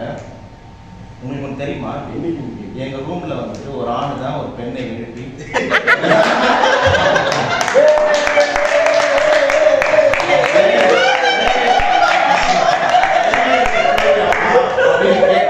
அனுப்பிட்டு சுடிதாரெல்லாம் அயன் பண்ணி வைங்க. அங்க பாத்தீங்கன்னா அயனிங்ல 4 ஆண்கள் கை.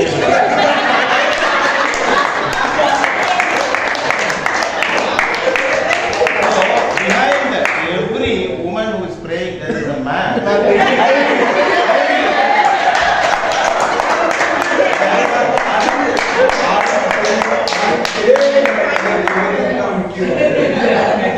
Behind every praying woman, there is a man who is doing all the work, as well as praying in his heart.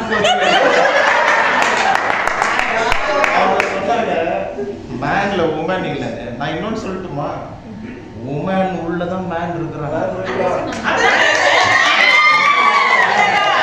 ஆனா without that man a woman cannot be. Inside the woman you said there is a man, Without that MAN, you are only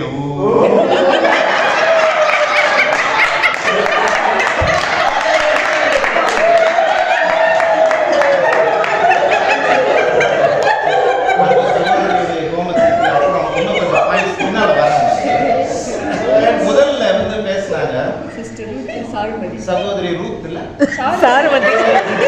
எவ்வளோ அழகா Bible வசனம்லாம் சொல்றேன். அதெல்லாம் பார்க்கணும். Ruth Moab ஸ்திரீன்னு சொன்னீங்க, உங்களை பத்தியே நீங்க பேசிக்கிட்டீங்கன்னு வச்சுக்கோங்க.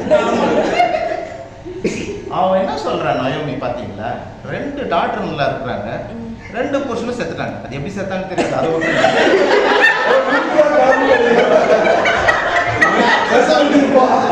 ஒரே நேரத்துல போட்டு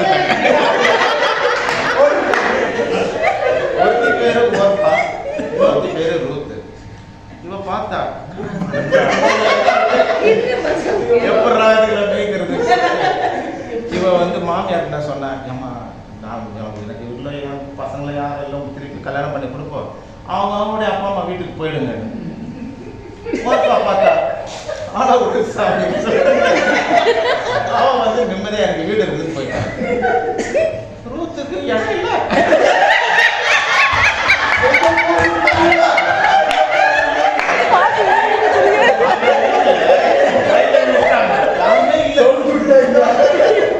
மழை இல்லை.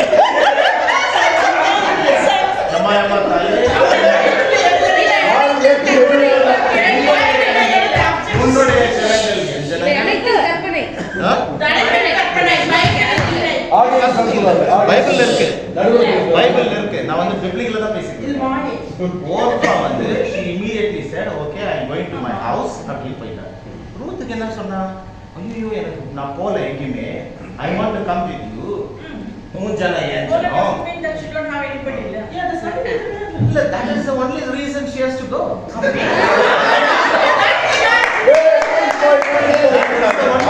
She has to go. Second point, நீங்க தான் சொன்னீங்க நினைக்கிறேன், கானானிய ஸ்திரீ வந்து ரொம்ப எனக்கு நாய் துணுக்கெல்லாம் கிடைக்குது அப்படின்னு சொல்லிட்டு ஏசாவே வந்து எம்மா தாயா she was so persistent. அவருடைய கையை கூட ட்விஸ்ட் பண்ணிருக்கு. அவர் சித்தம் இல்ல, ஜபம் பண்ணி விசுவாசம் பண்ணி சரி போயிடு போட்டார். ஆமா, டிமோத்தி பாட்டி பத்தி பாட்டி கூட இருந்ததுனால தான் அவங்க எல்லாம் விசுவாசமா வந்தாங்க. இப்ப வந்து உங்க பாட்டி இருந்தாங்களா கூட, அதாவது சாமுடைய அம்மா இருந்தாங்களா? பாட்டி வந்து இருக்கணும் இந்த ஊர்ல முடியுமா?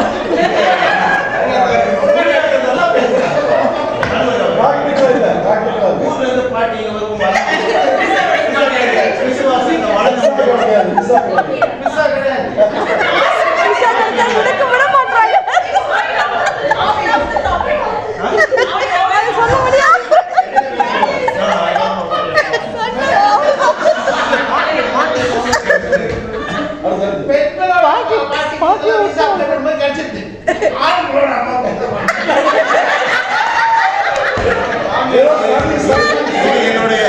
சகோதரனுடைய சொந்த கதை இல்ல, அவர் மட்டும்தான் வாய் திறந்துருக்கிறார். தரகாரங்களா இருக்கிறாங்க. இதுல இருந்து தெரிஞ்சுக்காங்க. ஆஷா சாரி உங்களுக்காக வர ஆஷா வந்து எஸ்தர் பத்தி ரொம்ப பெருமையா பேசினாங்க. சிஸ்டர், ஒரு மொர்தெக்காய் இல்லைன்னா எஸ்தர் மொர்தெக்காய் வந்து பாரு அவங்க வச்சிருக்கிறாங்க, நீ மட்டும் ஜெபிக்கல, யூதர்கள் மக்களை வச்சு நீ காப்பாத்தலன்னா பயன்டா, ஐயோ ஆண்டவர்கிட்ட இருந்து எனக்கு வந்து பனிஷ்மெண்ட் வரும்னு சொல்லிட்டு ஒரு மனிதனுடைய விசுவாசம் மொர்தெக்காய் வாசல்ல இருந்து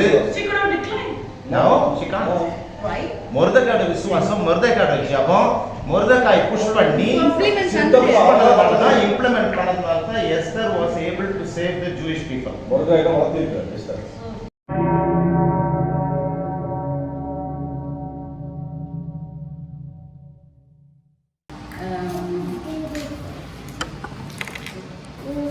இதுல வந்து கலாத்தியர் 3வது அதிகாரம் 26வது வசனத்துல, நீங்கள் எல்லாரும் கிறிஸ்து இயேசுவை பற்றும் விசுவாசத்தினால் தேவனுடைய புத்திரராய் இருக்கிறீர்களே. ஏனெனில் உங்களில் கிறிஸ்துவுக்குள்ளாக ஞான ஸ்நானம் பெற்றவர்கள் எத்தனை பேரோ அத்தனை பேரும் கிறிஸ்துவை தரித்துக் கொண்டிருக்கிறீர்களே. யூதன் என்றும் கிரேக்கன் என்றும் இல்லை, அடிமை என்றும் சுயாதீன் என்றும் இல்லை, ஆணென்றும் பெண்ணென்றும் இல்லை, நீங்கள் எல்லாரும் கிறிஸ்து இயேசுவுக்குள் ஒன்றாயிருக்கிறீர்கள். நீங்கள் கிறிஸ்துவுடையவர்களானால் ஆபிரகாமின் சந்ததியாரால் வாக்குத்தத்தத்தின்படியே சுதந்திரராயும் இருக்கிறீர்கள்.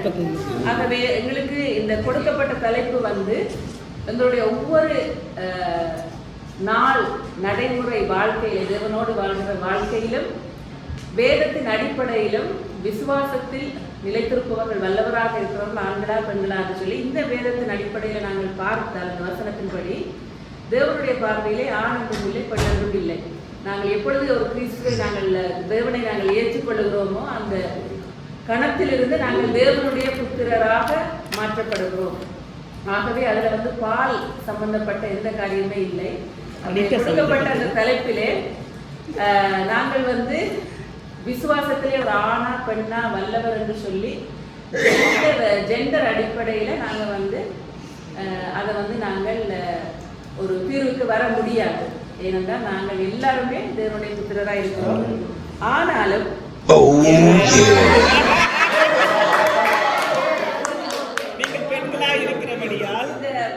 மிகவும் சுவாரஸ்யமான இந்த விவாதத்தின் அடிப்படையிலே நாங்கள் ஒரு தீர்ப்பு கொடுக்க வேண்டிய ஒரு கட்டாயம் இருக்கிறது. ராசனுடைய முடிவின்படியும் என்னுடைய முடிவின்படியும் எப்ப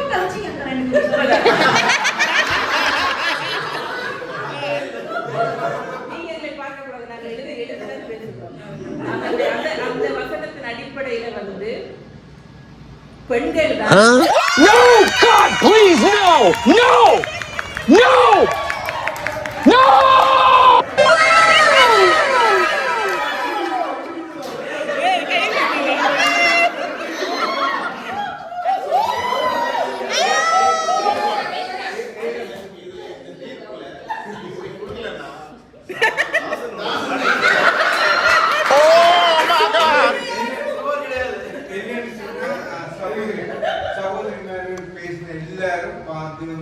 வார்த்தையிலிருந்து ஒவ்வொரு விசுவாசத்தை குறித்து பேசினாங்க. நீங்களும் பேசுனீங்க, அதுல கூட அந்த இதுகள் இல்லை, 2-3 பேர் பேசுனீங்க. ஆனா அது நல்லதுதான். எல்லாரும் நீங்க பேசுனீங்க, உற்சாகப்படுத்துனீங்க, எல்லாருமே நீங்க நன்றாக நடந்து. இன்னொரு விஷயம் வந்து நடைமுறை வாழ்க்கையில வந்து இந்த பகுதியில் வந்து நிறைய அபியாசங்கள் கொடுக்கப்பட்டது. பட் உங்களுடைய தரப்புல வந்து கம்மியாக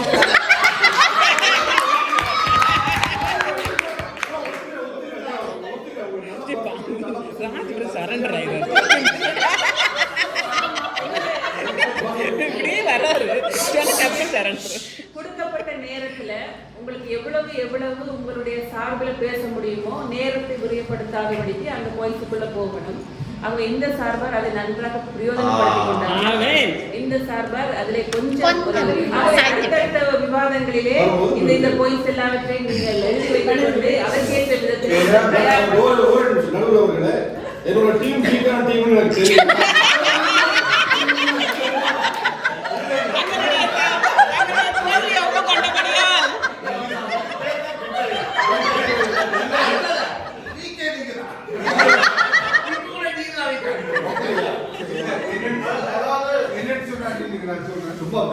தலைப்பு கொடுத்த நான் பார்த்தது வந்து சகோதரிமார் வந்து நல்லா நேரம் எடுத்து போயிட்டு நல்லா இருந்து செய்து கொண்டிருந்தாங்க.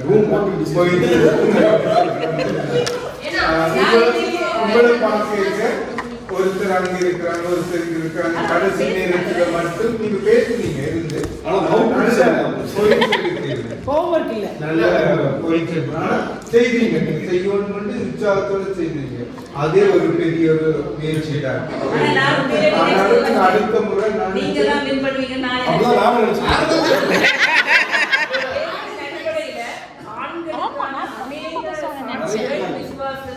ஆமா அவங்களுக்கு தான் நிறைய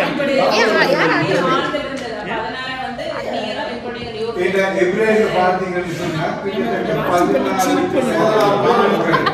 2 பொண்ணுகள் பார்த்தோம்னு சொன்னா வேதாகமத்துல பார்த்தா ஆண்கள் தான் விசுவாசத்துல கூட இருக்கிறாங்க.